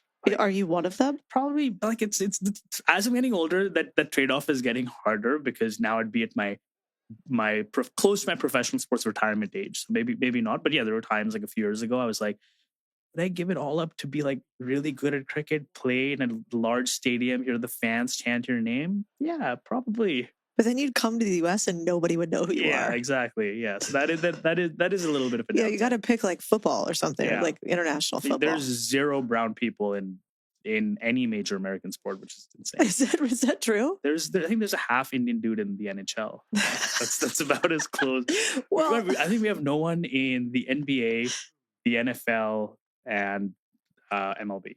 That's wild, because you should. Your population. We're killing it. Spelling bee, you're not competing with you us. are dominant. And procreation. Yeah. You guys figured out procreation. You like and it. Being CEOs. Yeah.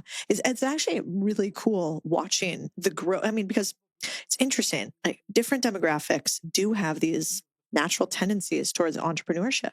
And India's huge at it. I mean, in a force multiplier way. Like, we have a lot of Latin American entrepreneurs, but we have nowhere near the percentage 100%. Who get the scale that. Why is that? I also think it's exacerbated in immigration patterns because the enterprising Indian people are the ones who came here. So it is much stronger in the US. Like, a lot of immigration in the US were people who came and bought small businesses. Yeah. Like, is it just really hard to get here from India? And so the people who get here, you're like, that's the cream of the crop. Like, for instance, like there's a lot of Gujarati people here. And I was reading it's staggering. I think like half of all small motels are owned by them. And they're all like, one extended family or something. Yeah. I remember Twitter not liking it, but I was thinking that's pretty cool. Yeah, it's really, and I think that's also one of the things, that I think America stands for, or at least used to stand for, maybe still does or whatever, is it becomes this magnet where if you are a person that wants to go do a thing and build a thing, you move here. Which is why for my dad, it was very clear that, I would do better in a country like America. And I think it's important we maintain that. I totally agree. It's like half the point of everything we do. I mean, I continue to be blown away that only 6% of Americans own businesses. That number to me just like doesn't make sense in my head. I bet that doesn't account for the one-person business. Because it counts for the one-person business, but it doesn't account for non-revenue producing businesses. Okay. Because LLC creation, more than I do. There's a shit ton of those. Yeah. But those are just incorporated businesses that never actually are realized. Yeah. I mean, we could somebody will tell me on the internet if I'm a liar. Because the numbers I looked at was more if you include all kinds of self-employment income. The highest I've seen is 11%. Okay. What was the highest you saw? I saw something higher, but the denominator, but it also depends. Is the denominator people that are eligible to start a business? Are we excluding, 9-year-olds and, stuff like that as well? Yeah. And what is the category of business? Yeah. I guess as long as anyway, we don't have to get too wonky, but if you measure it the same way across all countries and then see which ones have the highest. But I wanted to talk a little bit about some cool things you do at your company, Carrie. For instance, I saw this tweet that I thought was brilliant about how you do vacation policy to keep high-level people, but make them stay in office the rest of the year. Yeah. So we're in the office every day of the year.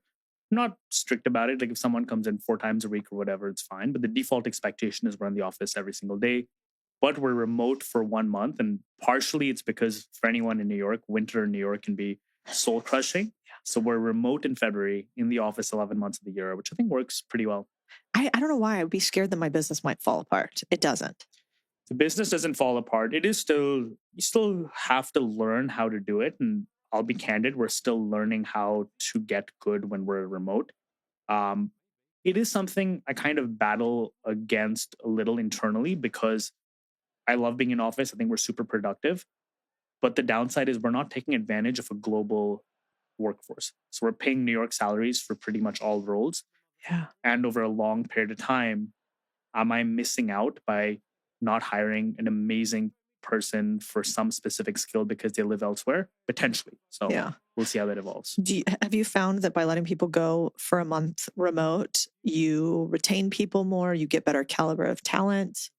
The thing that's been interesting is when most people come back, their reaction is not like, that's sick, why can't we do it always? Like, they're like, yeah, it was great. But they're like, oh, I missed the office.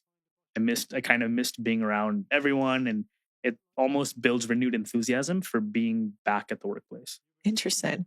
I think we're thinking about trialing something like that in August here, or maybe July, because it's people miserable. are like, again, there's no one, and also the benefit you have is like people got annoyed on the internet as they always do, but no one in our current company has kids. But I think if you have kids, you have to do it over the summer, right? Because no one can go in February.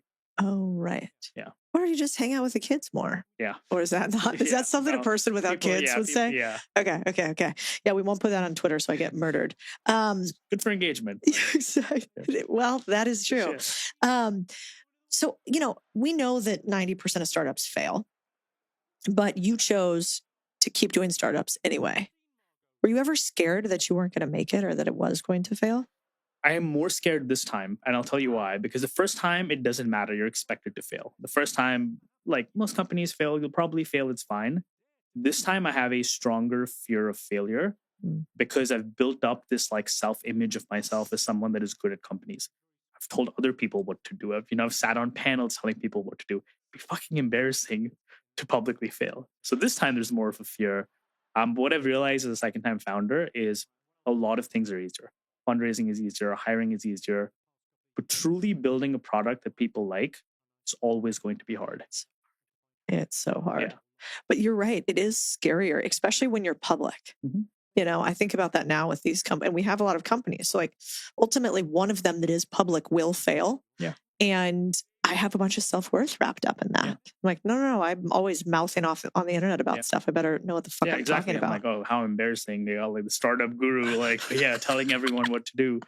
But the funny thing is what you'll find at least is even if that were to happen, there may be some pockets that may kind of laugh at you or whatever. But the people who know, the people who build businesses ultimately know how difficult this whole thing is, that you're not going to get that from them. Yeah. Do you try to surround yourself with a certain type of person in order to achieve these big things and not get crushed? Probably more so when I was younger, when I was living in California, I did that. Now, honestly, I like a diversity of people in that I like people that are very competitive, but they don't have to all be competitive at building the largest startup. Like I'll get bored if I'm around people that don't want to be the best at something, but I can be around people that want to be the best at like running a sub 3-hour marathon or like the best at whatever special skill.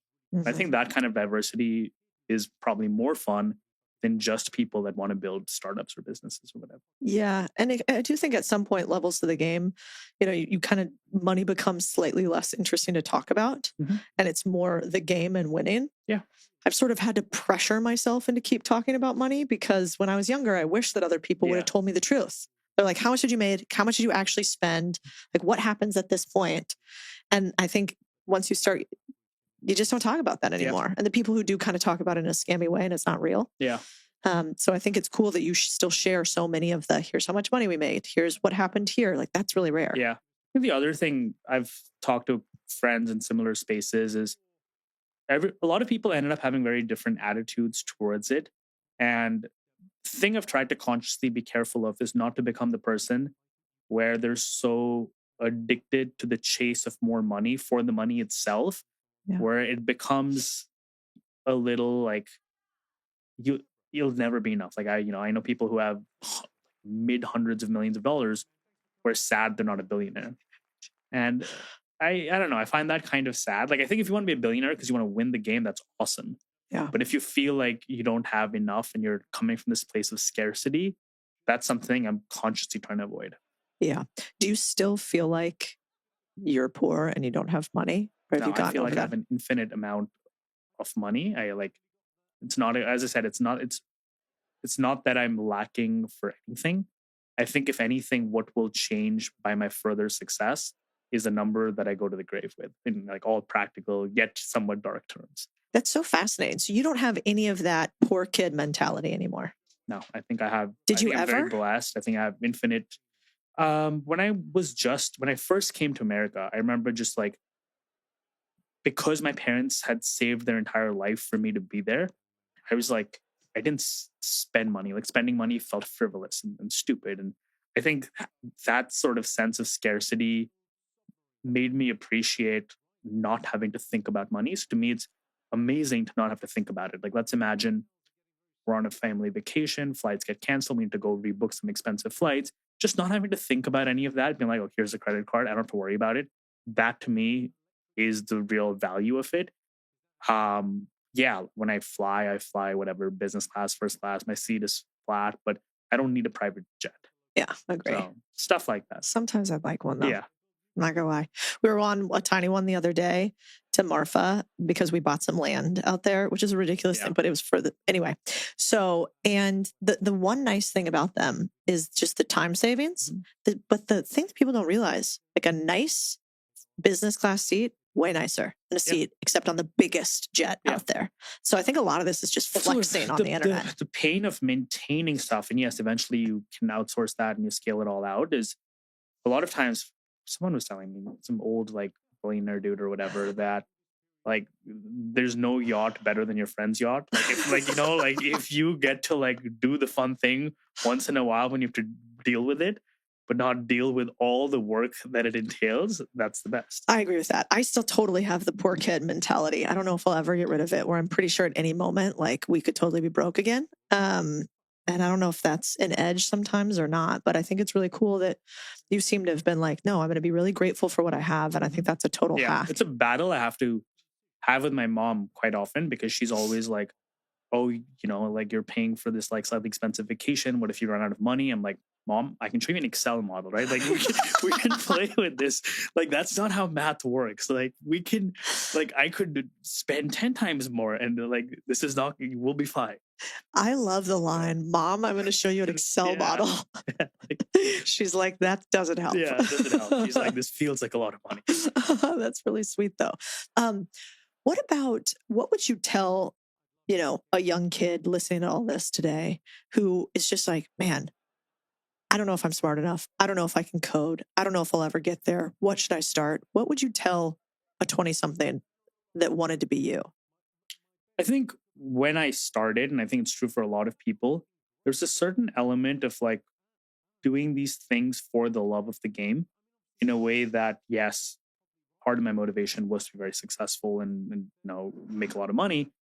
But I also really liked building shit, playing with things, growing products, and to kind of not forget that part. I think anyone listening to this right now, you're in such a fun time to build and play with stuff. Like back when I was in high school, we used like Microsoft Front Page to build web. It was like the tooling was awful, right? Like now there's incredible tools where you can imagine anything, build stuff. I think it's a great time to like, just go deep on that, have fun with it. And I think it's a phenomenal time for that. Yeah. I mean, I think also if you do interesting things, then interesting people find you interesting. 100%. And so just build something, whatever it is. Especially because these days, I mean, we find this on the internet. People think it's cool that you start a vending machine route and you talk about it. Like, you don't have to be a rocket scientist, but just try to build. And I think we're losing some of that. I think like the act of creation.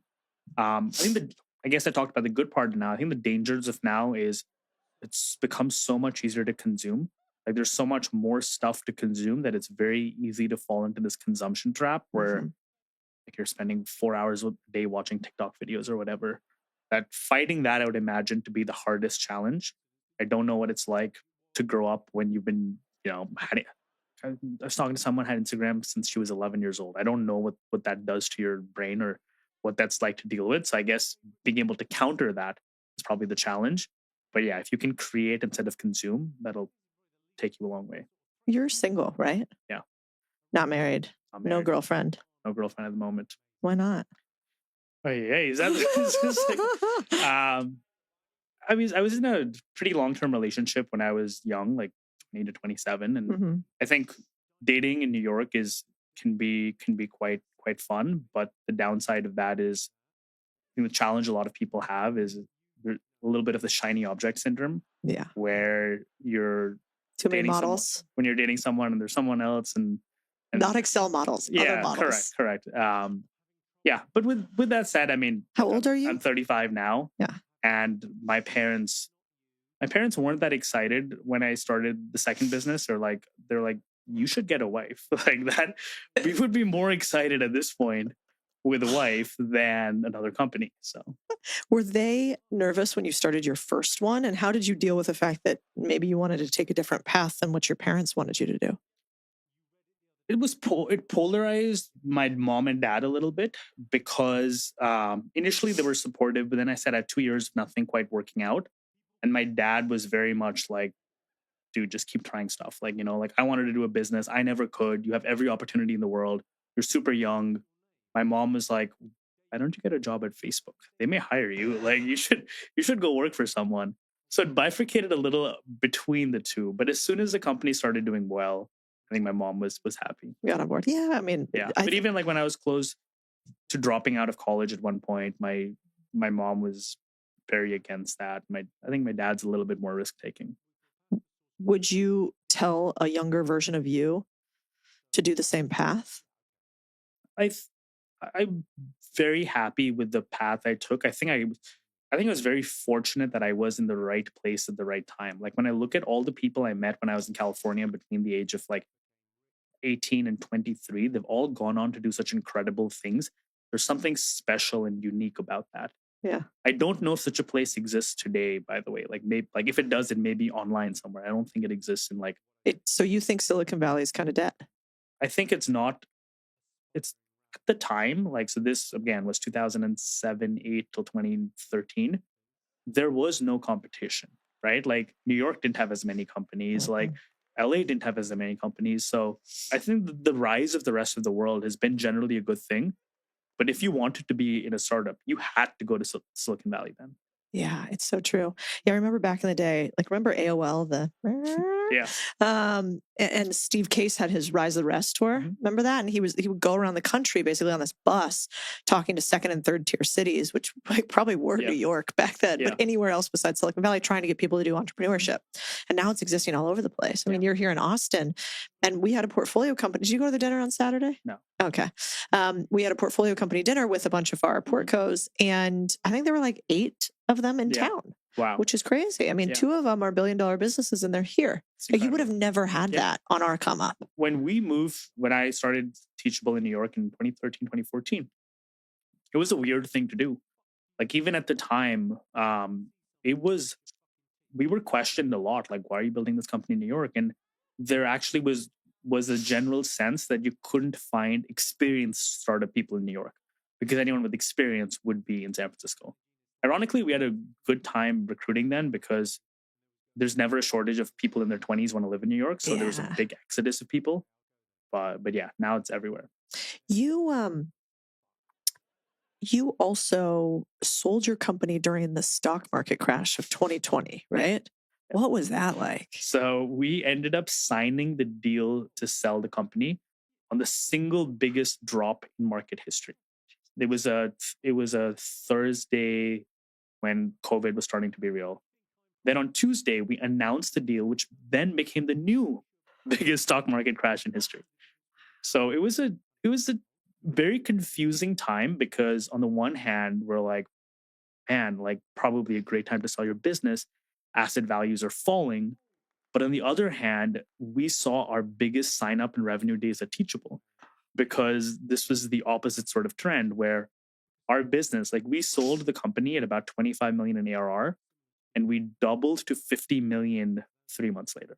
Wow. Which was our growth projection for the next like 12 plus months. Then you could have had extra infinite money. Correct. But again, like part of me was like, oh, I should have waited. And I was like, my internal dialogue is life has been so good to you. You've been so fortunate don't be the whiny rich asshole who's like, oh, if only I could have had more. Like, like net, I'm so grateful for everything I've gotten. So every time that voice comes, I'm like, shut up. Like, I agree life's with worked that. out pretty well. Well, plus, I think it's cool to build something that's never existed before. So, like, Teachable was one of the really big learning platforms back in the day. Now there's a lot of them. That's awesome. There's open market. But this new thing at Carey doesn't really exist. So, thankfully, like, you had enough to keep going. And with Teachable, I was passionate about one side of the business, but I was not passionate about the other side of the business. Like, I was always a very bad student. I didn't go to class. Like, even when it came to like online courses, I didn't take a ton of them. I liked the business of being a creator and that side of it, but I'm more passionate about the business I'm building this time around than the first time.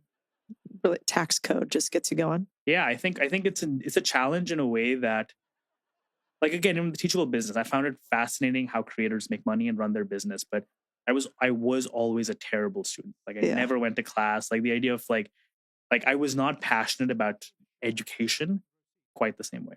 Would you tell a young kid today to go to college? I think go to college as a great way to grow as an individual, as a person, potentially because it's fun.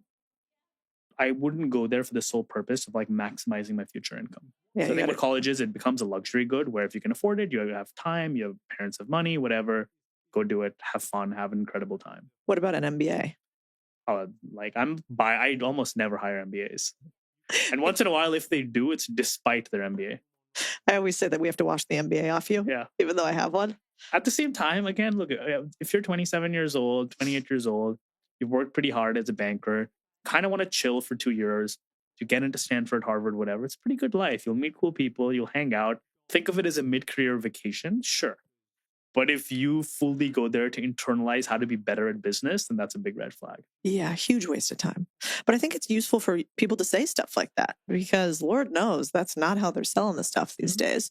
And, I was listening to... And now it costs what, like $100 and something thousand a year? Yeah. I mean, back in my day, I was in finance. And so they paid for it. So that was sweet. Yeah. I'm like, I get to make whatever I made at the time. Plus you guys pay for my college. Awesome. Oh, you also keep your salary? I did a fucking great deal back in the day. Wow. This is one of my proudest deals, actually. I was working at State Street at the time, and they paid me. I was making, great money for me back then, a couple $100K a year, great. And then they paid for me to go to Georgetown for my MBA. And they had no clawback provision. So typically how it works is if they pay for your MBA, you got to stay for like 2 or 3 years. Sounds like a terrible deal from their perspective. Nailed it. I mean, they're so big. They're like, shut up, you tiny little analyst or whatever I was. But what's interesting is I'm actually going to see Dave Ramsey on Monday. And I was watching his old videos. And there was this video on Kurt where somebody said, they're like, we're $1 million in debt. And he's like, oh, Lord, what'd you do for that? And then they said, we are $450,000 in student loan debt for two people that make $70,000 each a year.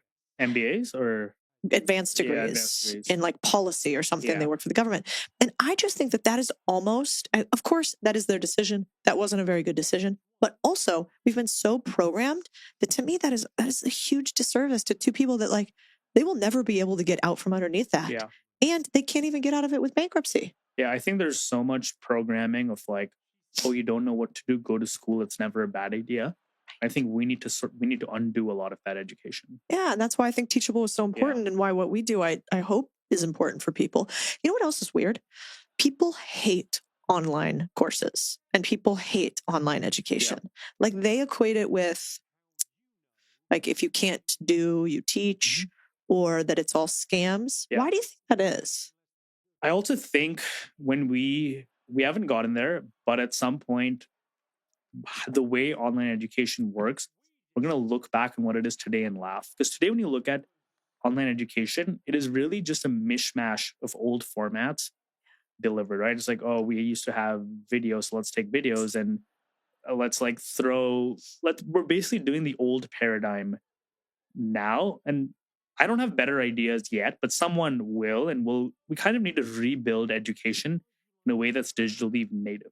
Almost like a Duolingo advanced version, etc. Or I'm sure it'll vary a lot by what's your hottest ideas? What you're learning. I mean, for me, what's always worked is just doing stuff. Like even in like, again, even in college, like, yes, I would eventually study because there was a test, but like, I only learned how to do anything, whether it's coding, building a business, like playing a sport, like really the majority of it comes from doing the thing. That's so true. Yeah. So it almost has to be, I mean, that's the same when we think about our curriculum. It's you first, you learn to some level, but simultaneous with learning, you have check-ins that basically make sure you're learning the right thing at the right time. And then you have execution, which is like take little baby steps that can't ruin your life to start. And then you start taking more and more aggressive steps where by the end of the learning, you should have fully been done with the doing. Yeah. But we don't have any fancy tech on it yet. And I do feel like that's the future. Yeah, I think like just getting people to, because online courses at Teachable, what we saw is like 50% of times people wouldn't open the thing. I know. When you charged more money, you actually got better results, ironically. A lot of people were more likely to take the course, more likely to report a happier satisfaction just by charging more. So that helps a little bit. But even then, people are their own worst enemy in a lot of ways and trying to find ways to beat that. Yeah, I also think that's fascinating. Like people do not value the stuff that they do not pay for. Mm-hmm. That's another reason why we charge whatever we charge, because I just haven't found a way where people will actually do a thing that they do not pay for. Yeah. It almost becomes like cute to download and no desire to execute. And we saw that repeatedly, which is why I mean, this was a while back, but every single year for many years, we looked at our most successful creators. The average price kept going up and up and up. Interesting. And what we found is most creators could double their price and see no change in conversion rate. Whoa, that's wild. Because I mean, the other side of that is people were always afraid of charging their worth, especially if there were new creators. They always felt like, why would anyone pay me for this? Like my information is not that valuable. Like, so they all undercharged. What would you say to somebody who was afraid to charge what they're worth?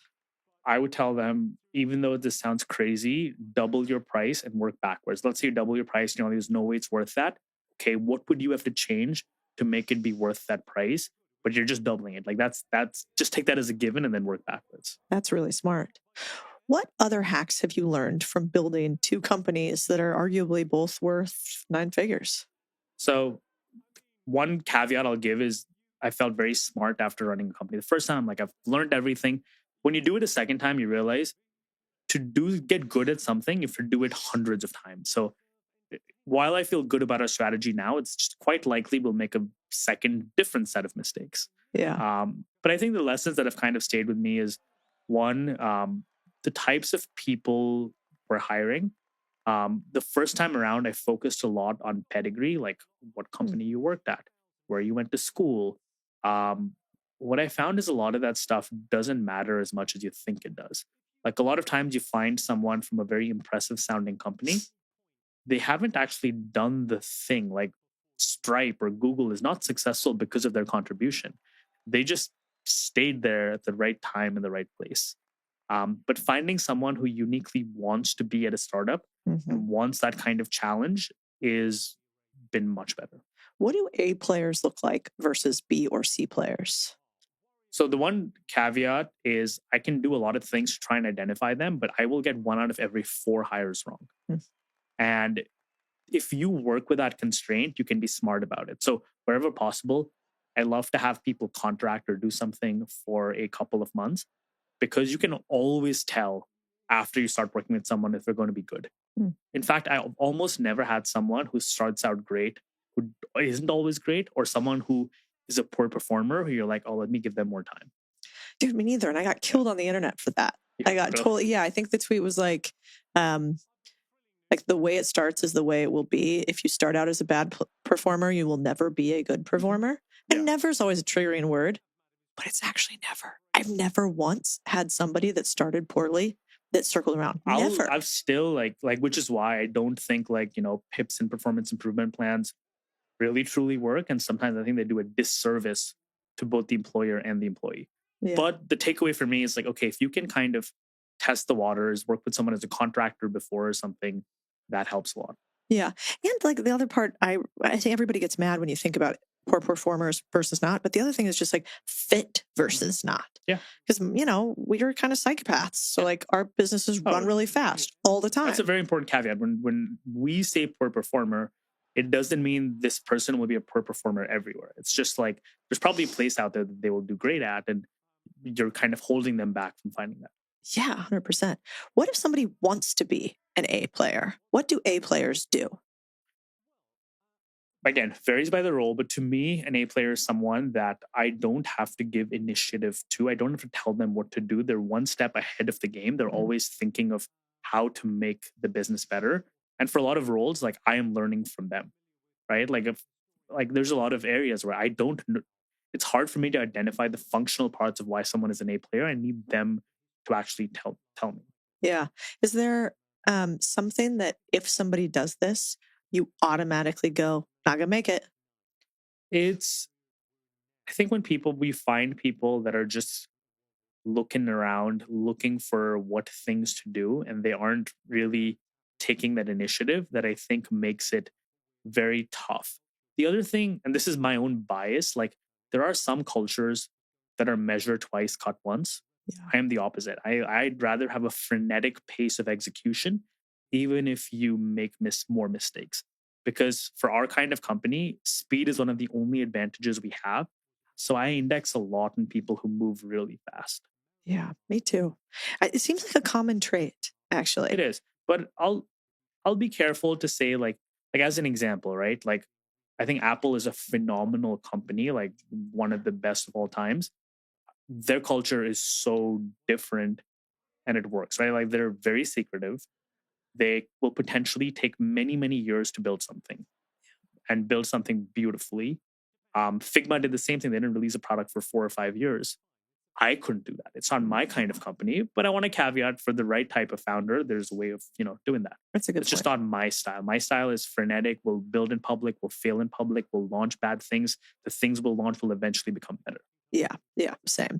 Although, I mean, I've never built something as hard as a SaaS marketplace, like our marketplace in general. Like we're building BizScout right now. Fuck my life, that thing's hard. Yeah. I mean, it's 3-sided marketplaces, which is what you build. Yeah. But the thing with marketplaces, what we found is they take so long to scale. Yeah. Like it was kind of demoralizing and Teachable. It took us a few years to hit $1 million in annualized revenue. And we'd have creators come in, use our platform, make $1 million in like 2 months. We're like, what are we doing wrong? But once you get the flywheel going, it's just amazing and stays. Yeah. I really understand why. But the cool part about marketplaces are those are moated in a world in which increasingly technology will not be moated. Yeah. So like somebody could go build the same duplicate of what People we still have. use Craigslist, which is kind of crazy. Oh yeah. And it doesn't have like the highest revenue per employee company out there is Craigslist or something. Yeah. I think it's, by the way, I think that'll change. There'll be $1 billion company soon with one person and all of that. But for now, it's getting there. Yeah, but I do think the cool part is like thinking in today's age, given technology and how fast it's moving, what are the areas where there's a human differential? I think distribution is probably going to become more important than it already was. Yeah. Because if the cost of building something goes down to almost nothing, reaching people becomes the most valuable thing. The other thing that I think is a way of... So you're going to start a YouTube channel? Not yet, but I mean, distribution does matter. Well, you guys have X that you're doing a ton on. Plus, you're starting courses yourself for people to learn. Distribution makes a huge difference. The other competitive advantage we have, and no one thinks of it as a competitive advantage because the shittiest one of all is regulatory stuff. Oh yeah, like we are a regulated organization. We're RIA. We're going to be a broker dealer.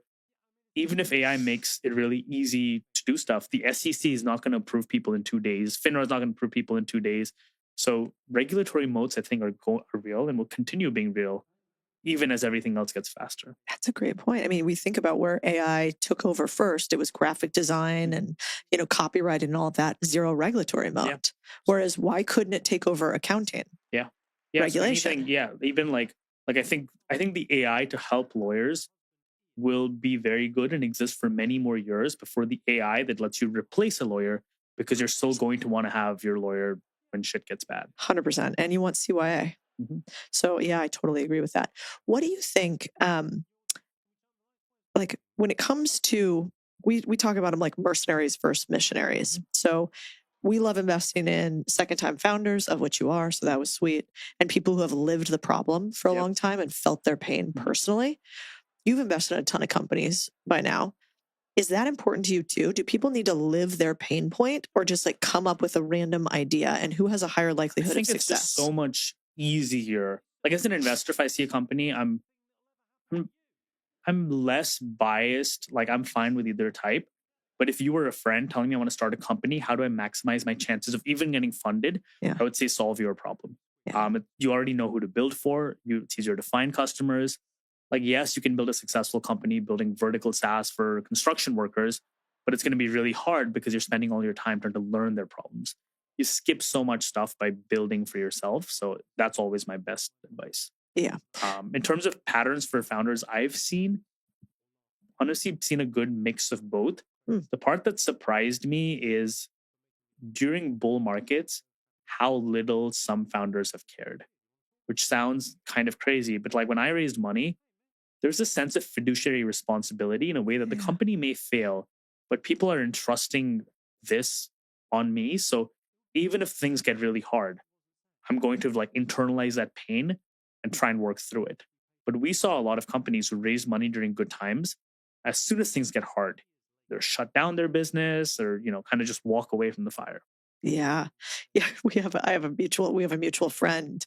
I'll tell you afterwards so he doesn't murder me because he's on the internet too, but who had a company and he forwarded me the email. He's like, "Can you believe this?" I was like, "Yes, I can," because the email was from a founder that raised a bunch of cash and then been like, "You know what? My mental health is really struggling." You know exactly who I'm talking about. I've seen that email. And then like asks for like a couple month vacation to like they sent me like forwarded the text, like, what the hell is this? Okay, we were on the same thing. But and listen, mental health is a real thing. But I think one of the reasons it's important to talk about all this is if you're going to do a startup, especially a venture-backed startup, expect massive mental pain. Just expect it. And if you don't want that, that's very healthy of you, quite honestly. Probably better. It's just that there's a sense of fiduciary responsibility and do another business. Like again, I don't want to kind of name them without one of the companies we both invested in is the opposite of that, where the founder did not have the easiest time fundraising in a very hot market. But now as a result, they're a stronger company and they're better for it than every single company that had a really easy time fundraising. Yeah, it does. It definitely, that's the steel in the fire, I also liked what Brett Adcock said about Figure. Did you see his quote on, what did he say? He said, every company has two things. They have a speed, so magnitude, and direction vector problem. And if they get either one of those two wrong, magnitude or vector, they'll lose. Interesting. And I've not seen that. Yeah, I thought it was a really good quote. I mean, obviously a dude who reportedly, as we're supposed to say, has a $47 billion valuation, and getting to watch him sort of inside the back end a little bit. Talk about somebody who can handle massive pain. I can't think of a worse company to build than robotics. That's so hard. But kind of gets that speed matters and direction. And if you can hit those two things, you don't have to be that much smarter. Yeah, I don't think raw intelligence is that helpful. Like if I think about what are the things, like when I'm looking at a founder, personally, the things I look for is, do they have what I call raw horsepower, but it doesn't have to be intelligence. It could be capacity for work or whatever, but do they have that? Yeah. Are they able to move really fast? And are they able to convince people to do things? The third thing is the thing you realize you spend most of your time trying to convince people to do things. You try to convince investors to give you money, convince customers to use your product, convince employees to join your team. So how convincing is someone? And I think that ends up being really, really important. Yeah, it's so true. Yeah, I mean, I think I remember Noah Kagan, who we were talking about before, a mutual friend of ours. He would say to me, like, "You're the hardest working, person I know online," or something. And I remember at first I was like, "No, I'm not. No, I'm really smart." And don't just say I work hard. But as I've gotten older, I realized that there is just a huge value to being willing to put the nose to the grindstone. And it's kind of gone a little bit out of favor, or at least it was for a few years. It was like, I love Gary Vee, but it would be like, Gary Vee, stop it. Like, get off with the hustle porn. And then I love that clip from Timothy Chalamet, what the fuck's his name? Where he talks about just like, I want to be a great. Yeah. We got very soft, I think, as a culture for a while. And it's funny because if an athlete says that, like everyone's like Kobe Bryant, well, like, yes, let's do it. But but yeah, as a founder or as an entrepreneur, we tend to expect the results without being willing to put in the work. Yeah. Okay. I want to do a couple rapid fires with you. That made me think of something. One of the books I'm reading right now, I want to hear yours, is I've just read like every book I possibly can from Phil Jackson from his time leading the Lakers and the Bulls. I couldn't tell you a fucking thing about basketball, Yeah. but the leadership components of it are astounding and how they had to like pair together the team. Plus, I didn't realize he was a Zen Buddhist the whole time, which is wild. You probably knew all this because you're a dude, but I don't know anything about that. So I'm reading that book. Is there anything right now that's like really inspiring you that you're reading? I think the book that like got me started down this entire path, and I still periodically reread it, is Richard Branson's book. Like, And the reason, like, okay, the business is great and all of that, but there's this like spirit of him just having a fucking blast while doing this, which I find to be kind of healthy, right? Like, yes, he works really hard. He starts a lot of businesses, but he's doing it for the love of the game. And he's having a really good time doing it. So I find that part pretty cool. yeah. Ironically, I read a lot now, but I probably spend 70-80% of my time reading non-business books. Like, I just find reading enjoyable. And Like Fourth Wing? Are you a fantasy guy? no, not fantasy. Like, no, it's only for women. yeah, No werewolf smut for you. Copy. yeah, Okay. but no. So like business books have their place, but So what do you read then? lately I've been reading a lot of Ishiguro, Japanese fiction. Like, but yeah, Interesting. just I'll pick an author, I'll get into it, I'll read everything they've written. Yeah. But yeah, I find it relaxing. It's my like nighttime like turn off work routine. If you haven't read them, there's two books called Adventure Capitalist and Investment Biker. Have you read those? Why does the name sound familiar? Because it was Soros's partner back in the day, Jim Rogers, Yeah. who was like, they had the best performing hedge fund for like some 5 or 10 year period. Then he just bails. He's like, I'm out. Yeah. He takes his money and he goes and rides a bike all through Russia. Yeah. And then, that's pretty awesome. yeah, and it convertible all through Africa and Latin America. Anyway, the point is, yeah, go ahead. nah, it's just fun. He invests a ton while he's doing it and adventures, which I think is a cool. Yeah. It made me also realize when I read, I think it was called More Money Than God, which is about hedge funds, how much easier our lives are as a venture capitalist. Because when these hedge fund people make a mistake, they like take down the economy of Thailand. Like, like really bad things happen. Like, here, cool, you invest a company fails. Oh, your bet against the pound failed, but now 7 countries are in a depression and you've like thrown off the entire global economy because you took a levered $43 billion bet that you got wrong. So yeah, it is. It's a little bit of a zero-sum game, which I never like, because entrepreneurship doesn't have to be. Mm-hmm. But yeah, I saw somewhere that like the global, what was the tweet? It was like the world is like $417 trillion in debt. It was like, who are we in debt to? Like the emoticons or something? Yeah, or like the whole thing Decepticons? is sort of like, the global financial crisis where like Iceland like levered up 40 times and just blew it all. It was just, it's like countries drunk at the casino. Yeah. But I do think one of the good parts is like to wrap it up. And I'd love to end with this last question is like, at the end of the day, we can focus so much on all the high level things that are happening in the world, totally out of our control, who's in power, who's not, whatever, or we can just build something. So if there's a builder out there needing a little inspiration, what would you tell them? There's nothing like actually going out and doing it. Like the amount of people I've spoken to that are like constantly stuck in the analysis paralysis stage of like trying to find the perfect idea, find the perfect brand name, trying to find, the perfect logo, versus just going out there, putting yourself out there, asking someone for money and doing the thing. Like that's really what it comes down to. Carrie, and what's your handle on Twitter and Instagram so everybody can slide into? My full name, Ankur Nagpal, on Twitter, on Instagram, AnkurNA, and Carrie.com, which was worth a lot of money. So they're all just going to slide into your DMs, both women, now that they know that you're single, you're welcome. And also people asking you for money. Perfect. Sounds great. You got all kind of gold diggers in the mix. Ankur, thanks for being here. You're the man. Thanks for having me. And now let's hear from Ankur on his postcard.